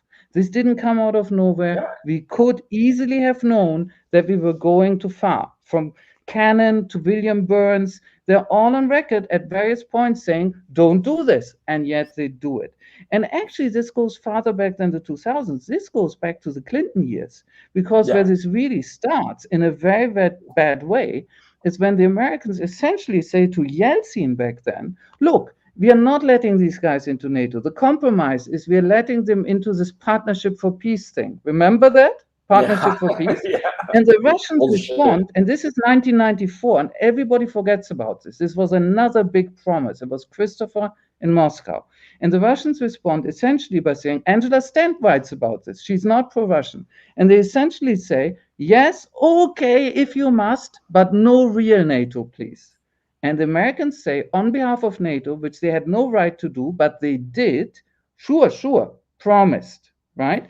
So yes, NATO and the USA totally provoked the Russians. Absolutely there. But again, I just don't disagree with the final upshot of this. I disagree with the final upshot of this on the Russian side. But let's set it aside, because I think what you've talked about now, which is the economic outcome right now, is extremely important, and maybe we should spend some time on that. I just wanted to understand your position as to the jumping off point, the February 24th, because I think that all three of us are in agreement that starting in the 90s, there was this relentless drive towards expanding NATO and getting it up to Russia's doorstep. And they had to have a response, you know, and it always amuses me when Putin himself floated the idea to Clinton, what if Russia joins NATO? Which actually would have been like a sensible thing. It would have solved all the security problems of the European peninsula, and Russia could have. I don't know. Wow, but we'll never know. Something else. But something else. Look, if you want to read the most, I would say. I mean, Glenn may disagree with me because I'm sure he's actually more familiar with the relevant literature than I actually am, and I mean that. But my impression is that the most apologetic, intelligent book written about how the Americans handled this NATO issue from the 90s is written by Sorotti.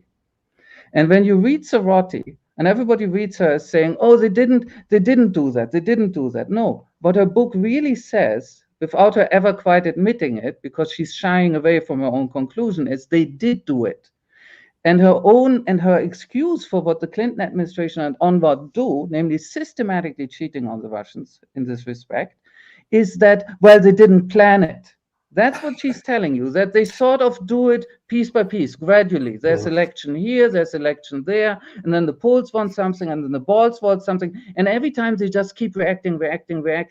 But the overall picture, even if you read her, and she's really trying to defend the West and the USA, the overall picture is they did it.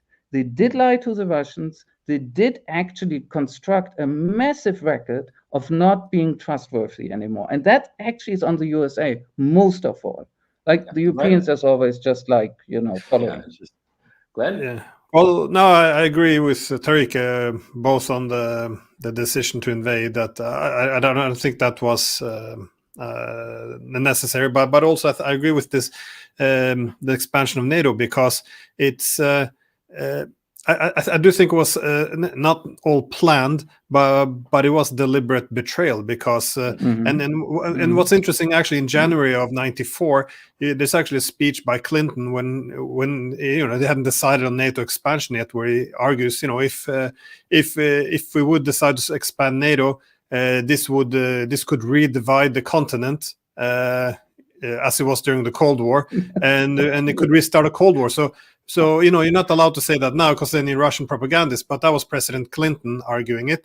So they did recognize that this would cause redivide, and also this was kind of we and also in '94 we actually did create a common security architecture with the Russian because in 1990 we had the Charter of Paris for a New Europe. We said we would have indivisible security, so we're not going to expand on your at the expense of your security. We're not going to have divided Europe anymore, and we're going to have sovereign equality. All these principles. In '94, we created the OSCE, a common security institution based on this principle. So there seems to be, halfway looking into this, but seeking to get some, recognizing that expanding NATO would be a horrible idea that would threaten Russia.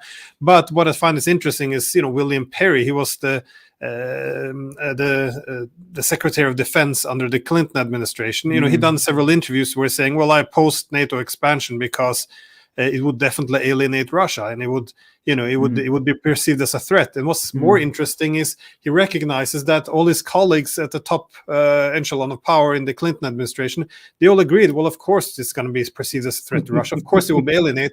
However, look how Russia's weakening. They're getting weaker by year. Exactly. Who cares what they think? And they this just is didn't care. And that's a direct quote. Who cares what Russia thinks? They're a medium power. We don't have to care about them anymore. Furthermore, if we expand NATO, the relative strength vis-a-vis Russia is going to be even greater. It's even less the need to care about them. And this has kind of been the path went down. And then, of course, that's why when we came up with this partnership for peace, I can believe that it was considered to be a real alternative to expansion, but it did become but it became a stepping stone towards expansion, because they all adjusted to NATO standards. And and also I thought it was interesting because when we tried to, in '97, we tried to make the expansion more acceptable to the Russians. So we had this NATO-Russia Founding Act, but part of it was, we promised never to, place permanent troops in new member states. And I'm not sure if I pronounce her name right, Sariote, or I think it's Saroti, but that's anyways, so. In her book, she has a nice quote of Bill Clinton when they present this proposal to him, this Founding Act, and he says, "So let me get this straight.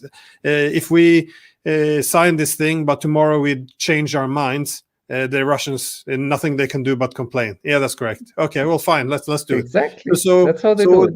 So there was no real commitment. They knew that there was a good chance they were going to screw over the Russians in the future, and that's what they did. No one's following the Founding Act. They already stationing their troops beyond their own within the member states.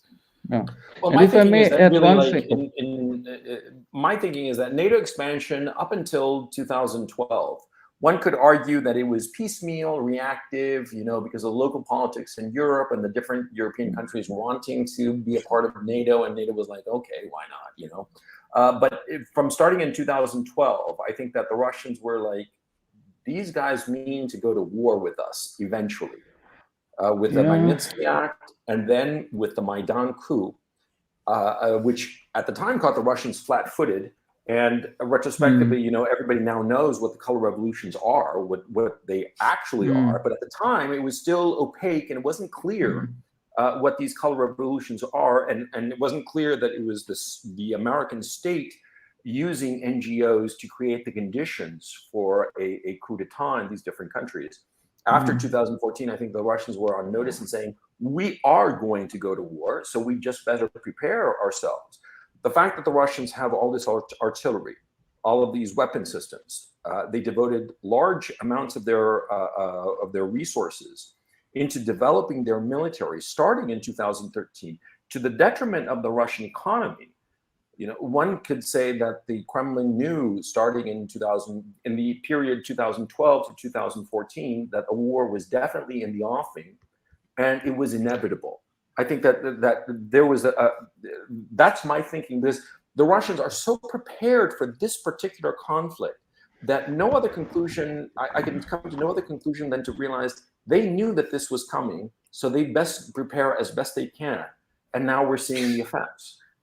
Just to point out, the Ukraine themselves prepared for this war for the past 8 years with the, between 2014 and 2022, with the NATO training and supplies and all the rest of it, you see?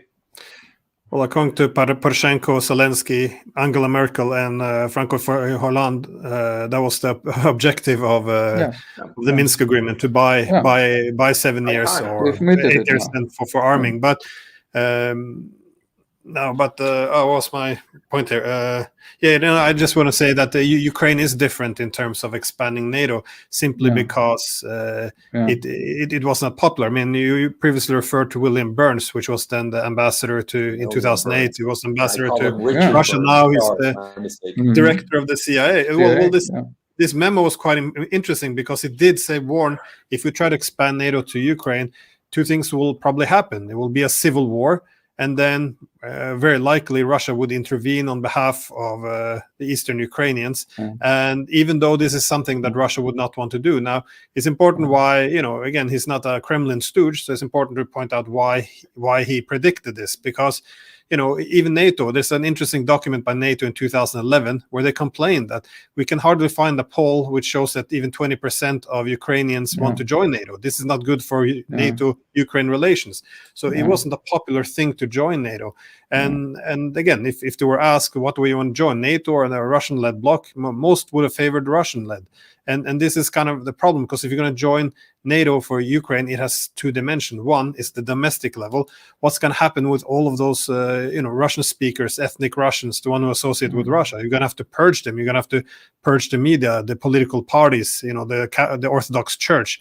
A lot of what we've seen, they're going to have to be very marginalized. They would have to be second-grade citizens, and this would spark a civil war. And this was the first thing they did on the same day as the coup in 2014. They started to ban the Russian language as a second language, and the second, of course, will be the threat to Russia. Even if there wasn't any domestic disruptions in Ukraine, the simple argument would be the Russians they made it very clear they can't live with NATO in Ukraine on that close on the Black Sea coast, and when we talk about ideological leaders, we have the same in academia, because I try to make this argument that and I made it since 2014, trying to push Ukraine into NATO. We're not doing them any favors. It would be like China trying to push Mexico into an anti-American alliance with China. I mean, what would America do if they think that Chinese weapon systems will appear in Mexico and they join an alliance with Mexico? America would bomb every city in Mexico to the ground. So we're not doing Mexico any favors. And it's the same argument with Ukraine. If you try to bring them into NATO, Russia will invade and it will bomb their cities. And again, but if you're trying to explain that in the West now, they say, well, then you're supporting it, you're legitimizing it. So you're not allowed to say the most obvious thing in the world, that America will never have China on its borders and Russia will never have NATO on its borders in Ukraine. It's not going to happen. But if you say this, then you're legitimizing it, because some constructivist idea that if you say it, then it's legitimate. So you're not allowed to say anything. Just preach the ideology. Putin is Hitler. That's the only reason. So let me add two things. Look.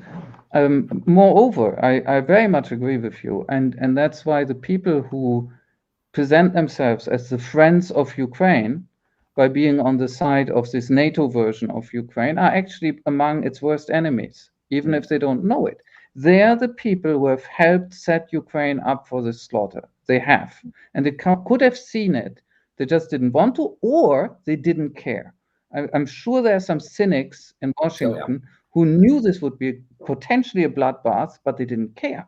That's exactly the same people now who you talked about, Gonzalo, who are actually going before congressional hearings and other fora and loudly say, oh, this is a good deal for us. We are bleeding the Russians, and it's only Ukrainians dying. They're not quite putting it this way, but that's what they're saying. So that's the proxy. Well, some of them are. Right? Lindsey Graham said I know. so outright.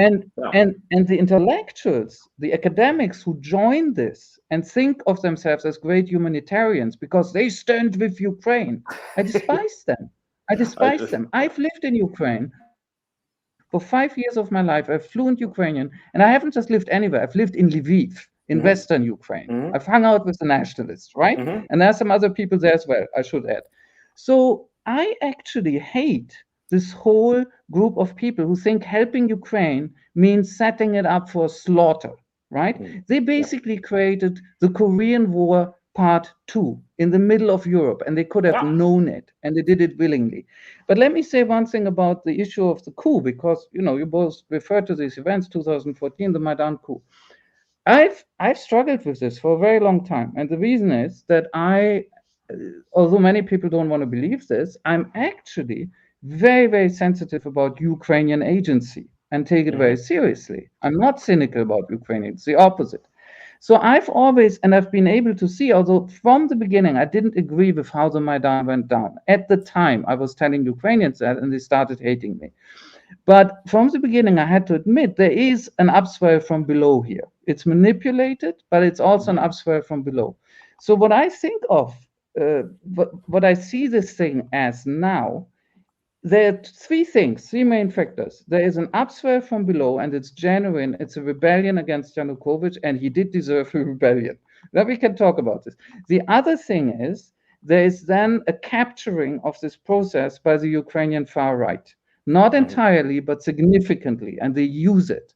And the fault of the others is they let themselves be used, right? So the mainstream rebels let themselves be used. They go along. And then the third factor is another capturing, a capturing over capturing, which is a capturing by the USA. And that is the coup element. And the way I would describe it now, it is a mixture of a genuine uprising and a coup. History is complicated, but unfortunately, the coup comes out on top. The coup element comes out on top. And why does this happen? Because the USA meddles. I'm sorry, that's a fairly classical scenario. If they had left it alone, maybe Ukrainian society could have worked this out amongst each other, and it may have been violent, but nothing like what happened afterwards, right? So that might have been better. But they had to barge in and make it a tool of the geopolitics, and they definitely did that. And there's another irony, right? All these people now from the right who say Ukrainian agency, Ukrainian agency. Well, where was Ukrainian agency when you took over what was their rebellion, right? Because you had your geopolitical axe to grind with Russia. Where was Ukrainian agency then, right? Nowhere, obviously not. Well, I want to add one thing on because you mentioned that people claim to help Ukraine, led them to slaughter, and I agree with that sentiment. That's why I find it so offensive when people are saying, "Oh, you're anti-Ukrainian because you didn't support them joining NATO." I mean, for God's sake, if we hadn't toppled the government and threatened NATO expansion, they would still even have Crimea. Everything would have been much better. But even now that we're in this conflict, you have the people saying that they're for Ukraine. What are they saying? Well, we're not going to compromise on anything. This will be solved on the battlefield, even though we know now that Ukraine can't win it, and you have an incredible, crazy 7-to-1 kill ratio or something like this. In Ukraine's disadvantage, and still. I mean, I'm suggesting, how about we sit down with Russia? We give Russia maybe what they want the most. Promise no more NATO expansion. Imagine the concessions we could get out of the Russians. But we won't do that, no, because if you care about Ukraine, you do what they say now. We're gonna insist that the door is open to Ukraine and they will become a member. What do you think the calculation is for Moscow? If they think that once this war is over, they're gonna pull Ukraine into NATO. oh, well, now you can't leave anything of value. The coastline, the key industries. I mean, make a horrible mess out of the country and take anything of value. This would be an advice. But so it's just, I don't see how you're doing Ukraine any favors with these people. I'm sure many it comes from a good place. Like they think they're meaning well, but it's just, I don't know. It's very frustrating to see this. And the same people will criticize those who are arguing for some kind of a settlement and offering something to get get the Ukrainian men away from the battlefield. Now you're anti-Ukrainian. It's just, and you have no empathy. It's just the narrative is becomes so crazy and propagandistic. And also, you have to look at the demographic reality of the country at this time. A third of the population has left. Something like 15 million people are gone. And they went, something like 11 million to the West and just shy of 4 million to Russia. Those people are never coming back. And most of them are, in fact, women, older people, and children. They are never coming back.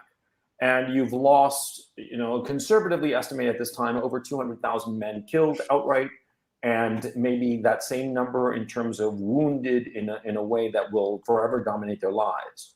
And so you have lost 400,000 men who would have been the business people, engineers, whatever of the future of Ukraine. So Ukraine as a nation has been broken irretrievably, even if the conflict were to end now. And this is on the West, as far as I'm concerned, because there were plenty of opportunities to not have this happen, both before February 24th and after. And so let me. My thinking is, can I add one thing? Go. Yeah. Look, the other thing, and we haven't even mentioned this yet, is what was the West's official position? Why did the West do this? When you go back to the beginning of 22, right before the big invasion comes, at the moment when the Russians are insisting we need to talk, they have these two contracts, these two draft treaties that they put on the table. They want to have one with the USA and one with NATO, remember?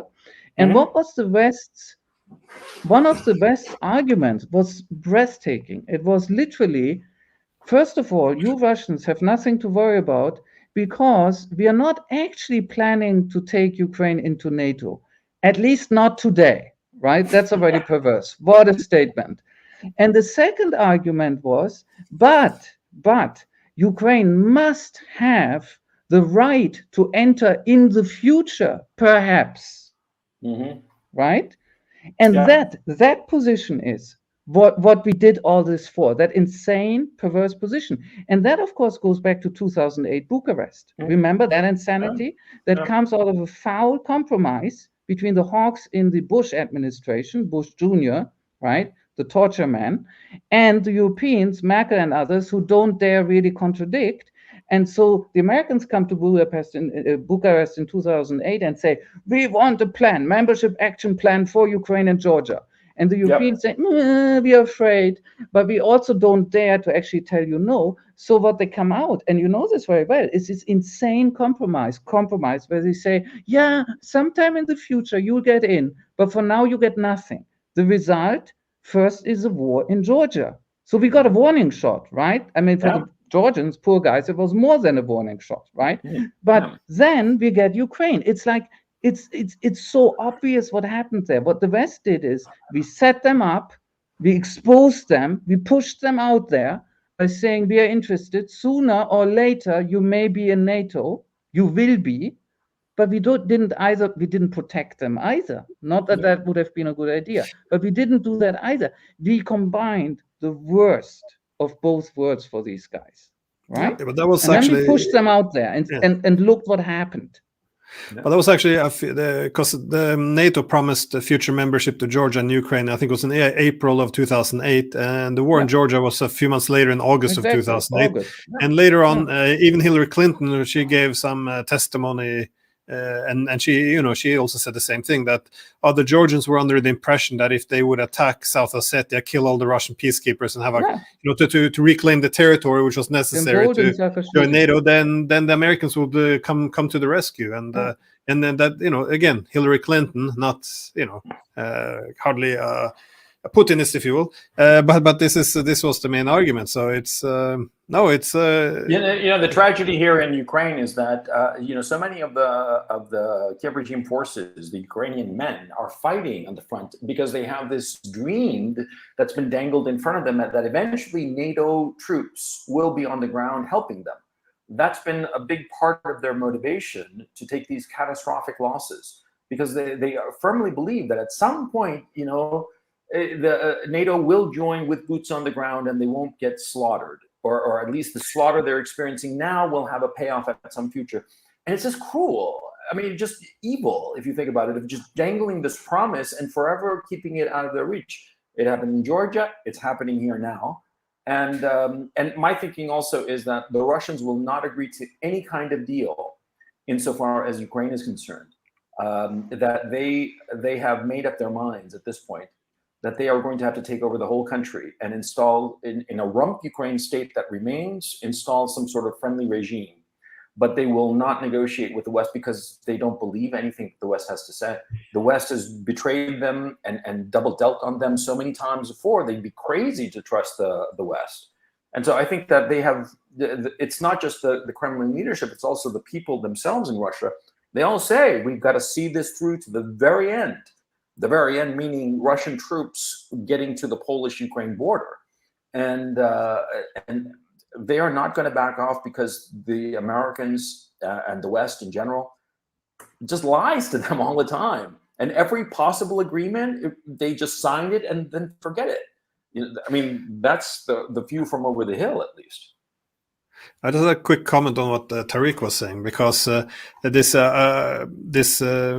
discussions they had with the Russians in 2013, because that's when, at the end of 2013, that the West began to destabilize Ukraine and over this association agreement. And what was interesting is that the Ukraine and Russia came together and they put a proposal to the Europeans saying, listen, how about we have a trilateral agreement, EU, Ukraine, Russia agreement.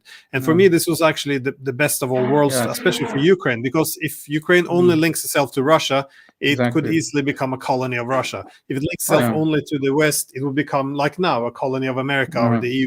So Ukraine really need to diversify its economic connectivity. Go with Russia, EU, US, China. Just everyone. Don't be too dependent on anyone. This would be my advice.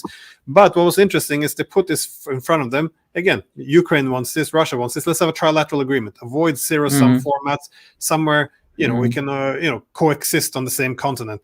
And the president of the EU, was it Commission or Council? Anyways, President Barroso. Barroso, Emmanuel. I think so.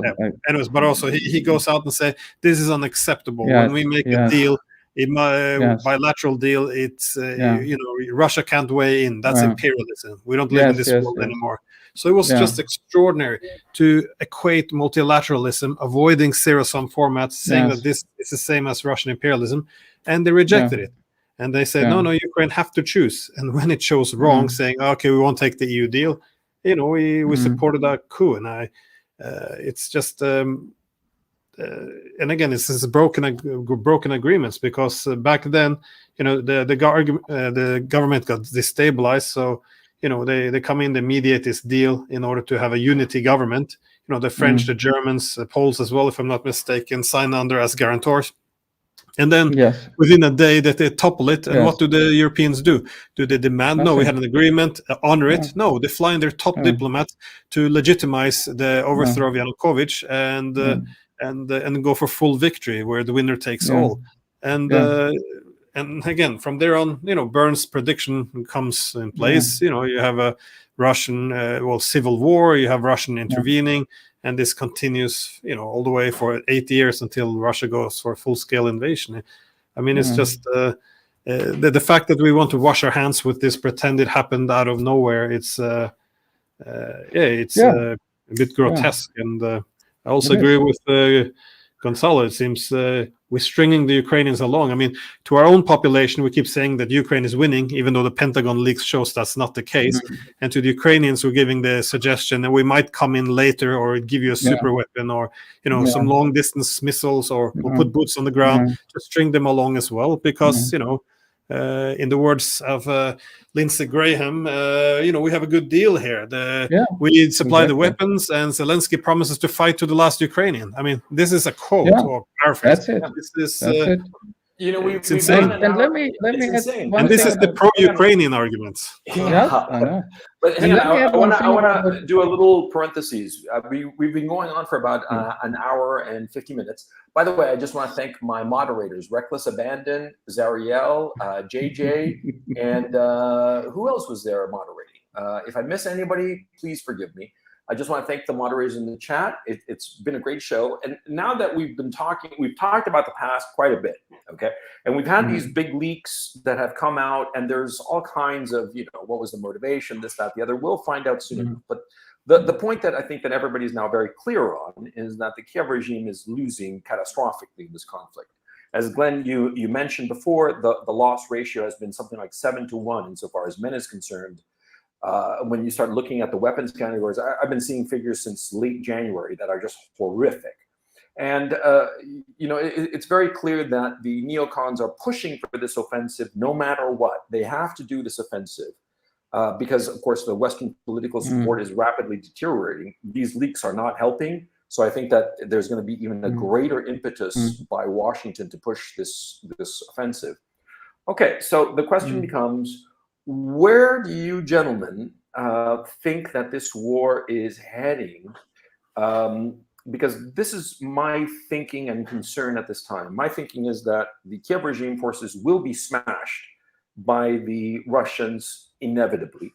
And in that time that it takes for this to happen, the Poles might decide to get into this conflict, sort of like a peacekeeping mission or, coalition of the willing, whatever bullshit that they try to dress it up as rather, that the Poles will go in and there will be a concerted effort for this to be a non-NATO intervention, just Poland going in as the next proxy army to be thrown under the bus.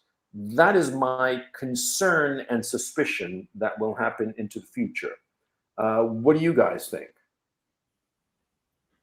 Look, if I may, this partly even still sags with what you were saying before.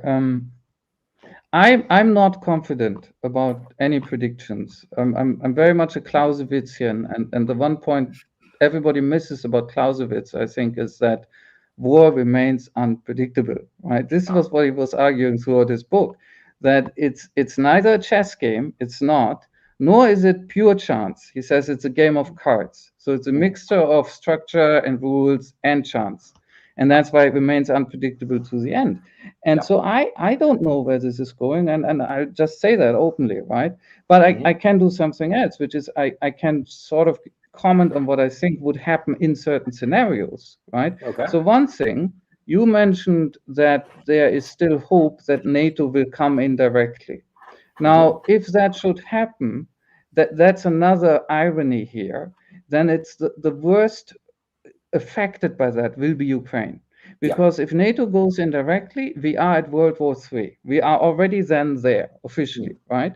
And then the only question that remains, and it's a big one, is it going to be a locally restricted World War III or a global one? So that there's a difference. Second question, is it going to see the use of nuclear weapons or not? But under all of these scenarios, even the lightest one, where it's a direct NATO-Russian clash on the territory of Ukraine only, in quotation marks, Ukraine turns into desert, right? So this hope of getting NATO indirectly, ironically, is horrible. That's final doom for them, right? I understand they don't see this, but that's what it would do to them. And it might do something very bad to all of Europe or maybe the globe as a whole, right? So let's hope this doesn't happen. Second thing is, how far are the Russians going to push this? I'm going to push back against you because they also have costs here, right? And so I can still imagine, I'm not predicting, that there might be a point in the future, maybe after this offensive, when finally both sides will come together and start saying, look, if we go on clobbering each other, it's costly for both of us. Maybe we can work something out now. It happens. It's not impossible. Yeah, it's then the Polish scenario, look, here's it's been about, right? It's in the water. Here's my 2 cents on this.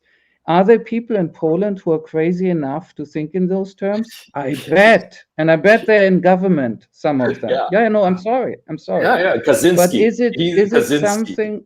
But is it something that would actually happen? I still doubt that very much, because it is such an enormous risk. And it once again comes with, because they're a NATO member and they can't just leave NATO for this purpose. So it comes with this very, very intense risk of this full-on escalation into World War III. And there we get back to what's the proxy war about, right? Now, presuppose the worst intentions in Washington, which I do, namely to use Ukraine as a pawn to bleed the Russians. But the beauty for with a proxy war, for the one who does this, is that it's proxy, right? This is what they did during the Cold War, again and again. Somebody else bleeds for you, right? Yeah. So even with the worst intentions in Washington, I can still see a rationality that would stop them from escalating to an extent where it's no longer proxy. Maybe your cities are at risk too then. That's no longer fun, right? So that's a few factors I see in play here. Personally, I hope, look, as some people have pointed out, and I pointed that out a year ago, I think, a bad armistice is better than waiting for the perfect peace. And what this gives you, and Glenn, there we are again with your experience of being maligned when you bring up actually humane solutions. What this gives you, of course, immediately is you're being attacked as somebody who wants to freeze the conflict in Russia's favor. No, I would like to freeze the conflict in favor of all the people who will still die when it's not frozen. I don't know what's so hard to understand about this. Those lives will be lived instead of be lost, right? That's why I would like to freeze the conflict. And as people have pointed out, South Korea and even North Korea in its own way have been living on an armistice. It can be done. And sometimes it's the only way. So I really, really hope that at some point this idiotic slaughter finally stops. But what can I say? Yeah, Glenn? Well, again, I'm a bit apprehensive to look in my crystal ball in terms of making predictions, but of course, we can give it a shot. Well, we can look at some of the basic numbers, I guess, and as we know, with this kill ratio 1 to 7, there's a good reason behind it. I mean, it's not that the Ukrainians are terrible fighters, which they're not, but we see that I think between 75 to 80% of all casualties are from artillery or rockets, and then we can look at the shift in rockets and artillery. Like for the Russian side, sometimes they have 6 to 7, sometimes up to 10 times more shells and artillery systems, so they dominate that, which is reflected in the casualties. And then of course they dominate on missiles, but then they haven't used their air force much because of the air defenses, but now, as the leaks suggest as well, the air defenses of Ukraine is now weakened to the point where Russia can more confidently use the air force, and they have already. If you look in the Avdiivka region, for example, they've been using the air force much more bombing, and this giving, if they can dominate the sky, this will only increase the kill ratio. So I think that from these numbers, it looks like the Ukrainians might be in a very vulnerable position at the moment, which is why also you see this in the same leaks as well, that there's less faith now in this Ukraine possibility of winning, and there's also less faith in this spring offensive. But from the American perspective, they seem to be pushing it anyways, because, well, it's not their guys anyways. I mean, if it was our own people, we would probably not send them to their deaths, but again, we're not fighting with our own men, so again, also a bit disgusting, I think. But again, I'm not sure what the Russians have. How much do they have in their storage?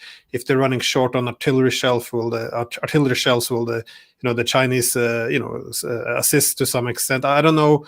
Again, there's many unpredictable factors, but at the moment it looks like the tide is shifting very much unfavorable to Ukraine. But again, I don't think that Russia. It's in Russia's favor. Yeah. So, but the question then is, well, the United States and NATO is not going to let Ukraine fail. That's what they keep saying over and over again. It's it's a bit difficult to step back from this. So, so they continue to give heavier weapons, longer distance shells and missiles, so they can only send heavier and heavier weapons. But of course, with this, you have more technical capabilities required, so it limits what they can actually do. The ultimate escalation, of course, is, as Gonzalo suggested, it would be to have the Poland send in its, it's either under a Polish flag or a peacekeeping flag, or put on Ukrainian uniforms. I'm not sure how it could be done. Or even the United States might think if they move troops in, the Russians would never dare to hit them, which I think is a very wrong calculation.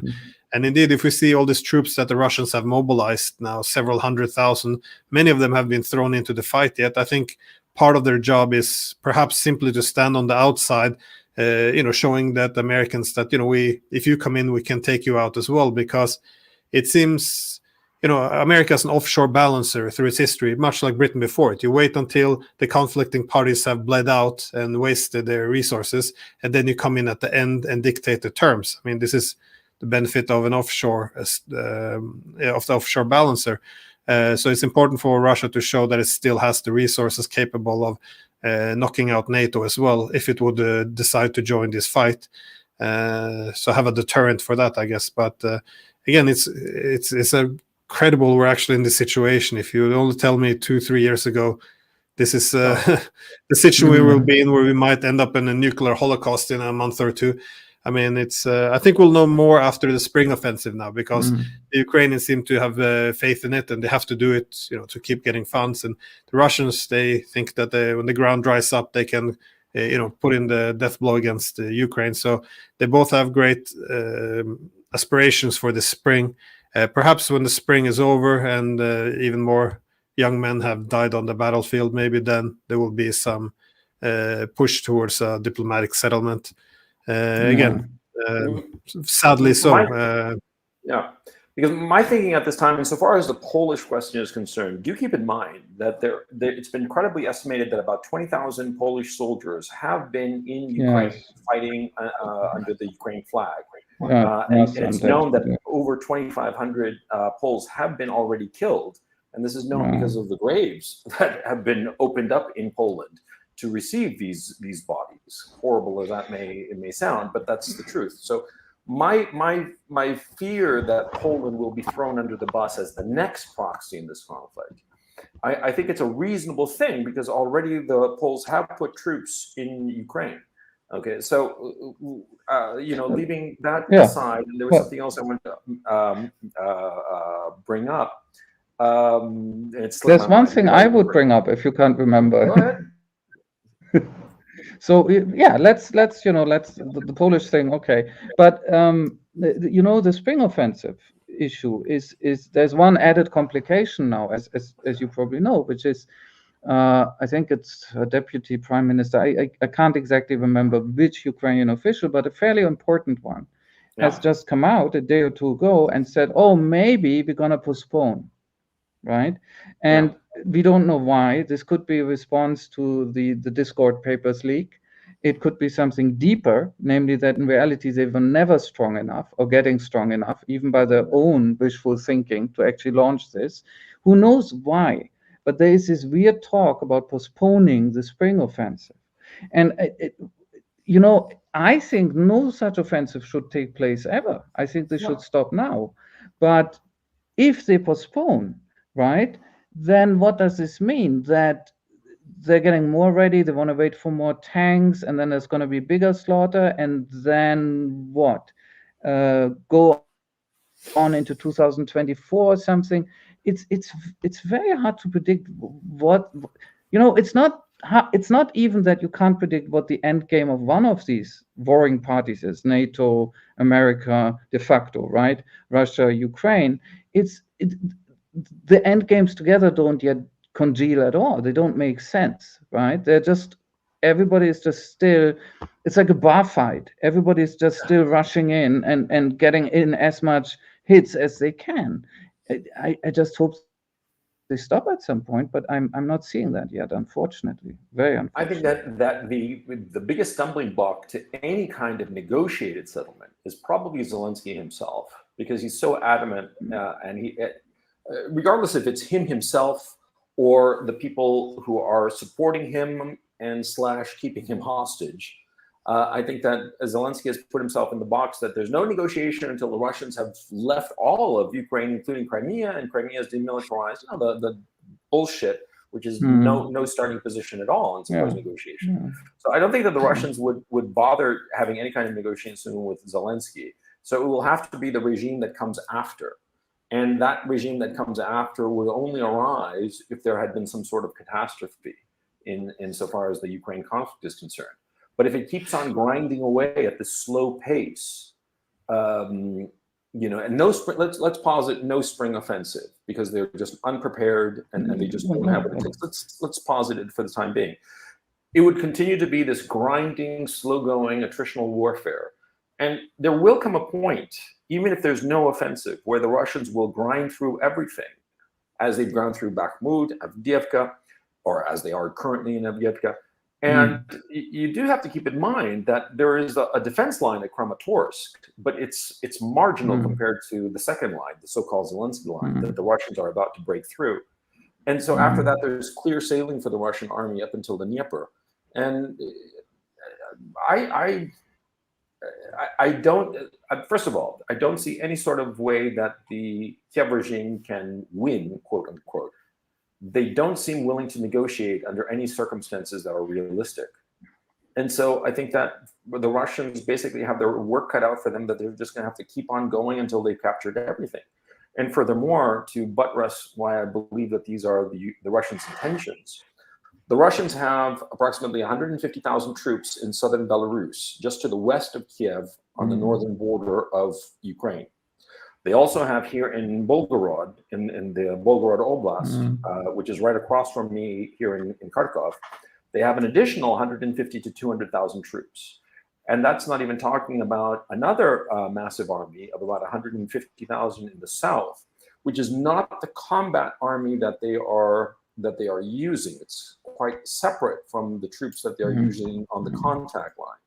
So basically you have roughly 700,000 men who are waiting around around Ukraine, in southern Ukraine, eastern Ukraine, and northern Ukraine. My thinking is that that's an occupying force, and that the Russians are just going to keep on grinding away whatsoever comes their way until they've just attrited the Kiev regime to the point where they can just go in and take over the whole country. I think that that's their ultimate goal, and that they will not sit down for any kind of negotiations. They might say that they will, but they won't. And for me, the only variable is whether Poland will become the next proxy army to be decimated in this conflict. My thinking is that there's been so much contact between the Kiev regime and the Polish regime, and the Poles are being so pressured by the Americans. You know, Biden going to Poland on multiple occasions now. I think that might be what they're planning. They're planning, well, if the Ukrainian armed force doesn't degrade the Russians enough, then we'll throw Poland under the bus and see what happens with them. That's the only variable I see. But if it's just Russia and Ukraine, I think that the conclusion is inevitable. That's my thinking, that they will take over the whole country. Yeah, look, can I say one thing very quickly? And I don't want to make long arguments about it, because, you know, if that were to happen, right? If you're right, and we're all speculating here, but if you were right, we're bullshitting. This and is Russia, bullshit. but that's fine. I mean, but most especially what I say. So don't take it seriously. No. It's fine. We're all speculating. But if you are right, and if the Russians really want to do that, and if that were to happen, unfortunately, I think even by their own parameters, by their own interests, they'd be making a horrible mistake. The idea of actually occupying all of Ukraine and then having to hold it, that strikes me as if that really is about, that's an insane idea. That's not a good idea. That's one of those things that even if you can do it, you should not do it, because the consequences of that would be very damaging to them as well, right? But again, in purely speculative terms. Why do you think it would be so damaging? I mean, you're talking about an insurgency and a perennial guerrilla war, something like that? Yes, among other things. I think it would be an insurgency, and it would be long, because that's one way you can prolong a war, right? As somebody rightly pointed out recently, somewhere, I can't remember, it's the loser who decides when the war is really over, right? And when the loser doesn't accept that they've lost the war, they can switch to insurgency, right? And insurgency can last a very long time. Look at Iraq, right? Yeah. There were some people who thought they could go in, regime change, and be out in a year. And what happened? Look at Afghanistan.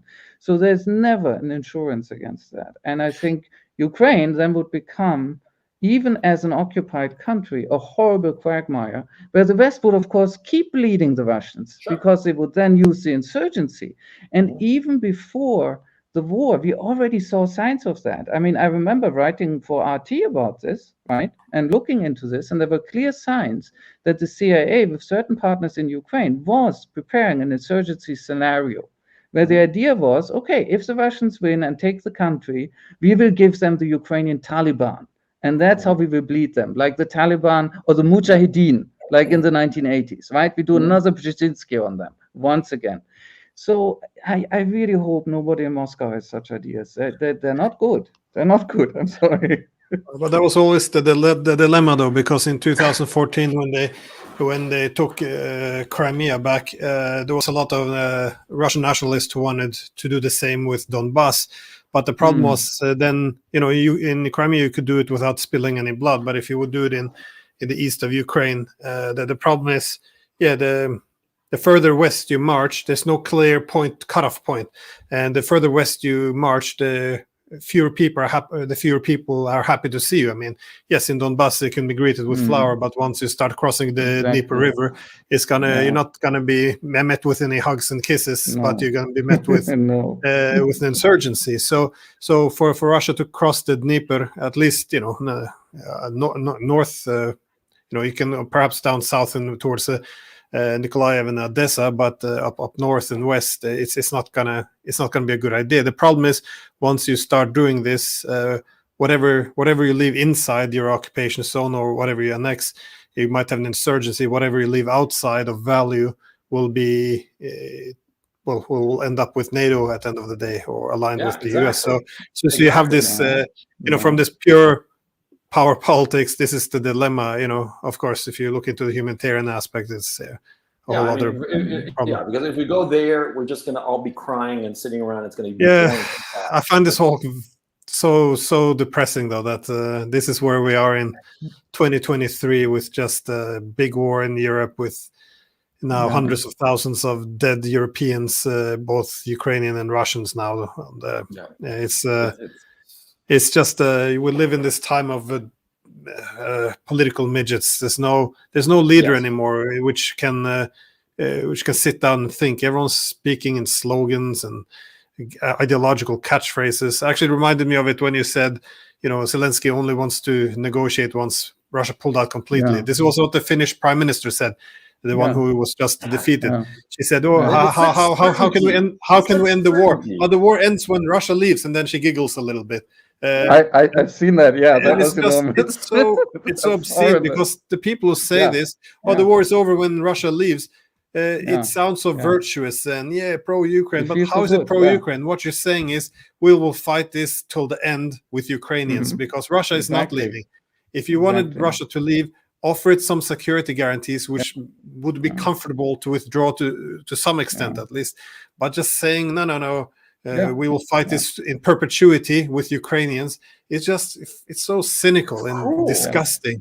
It is cruel, but this is the virtuous slogan. Who will fight with Ukrainians until Russia leaves? That's when we'll negotiate. It's so incredibly grotesque. If I may add one thing, Glenn.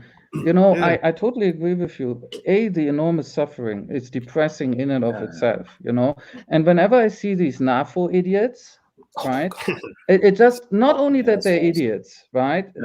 I know, but that's not all. It's the callousness.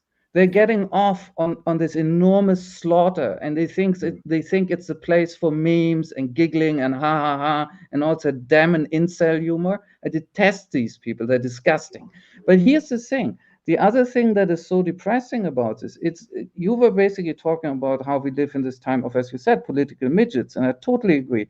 But the other thing is, I have to say, I've learned a lot about intellectuals. journalists, opinion makers, and that is depressing. You know, Yes, if we in the it West is. had a rigorous debate, with on one side a strong camp saying we must for Ukraine, and the other camp on the other side say the pacifist camp, right? I'm caricaturing. If we had two strong camps having a vigorous debate, I'd be more or less okay. That happens. But the way in which we have allowed ourselves to be cajoled into this mass herd movement where everybody is supposed to say the same stupid pseudo-patriotic bullshit all the time. I mean, what is this? August 1914, right? Yeah. And from historical research, we know that even then, we've always thought all these masses were shouting for war. From historical research, we know by now that that's partly an illusion because those were the masses we have pictures of. And that there were a lot of workers in Europe, for instance, who were skeptical from the beginning.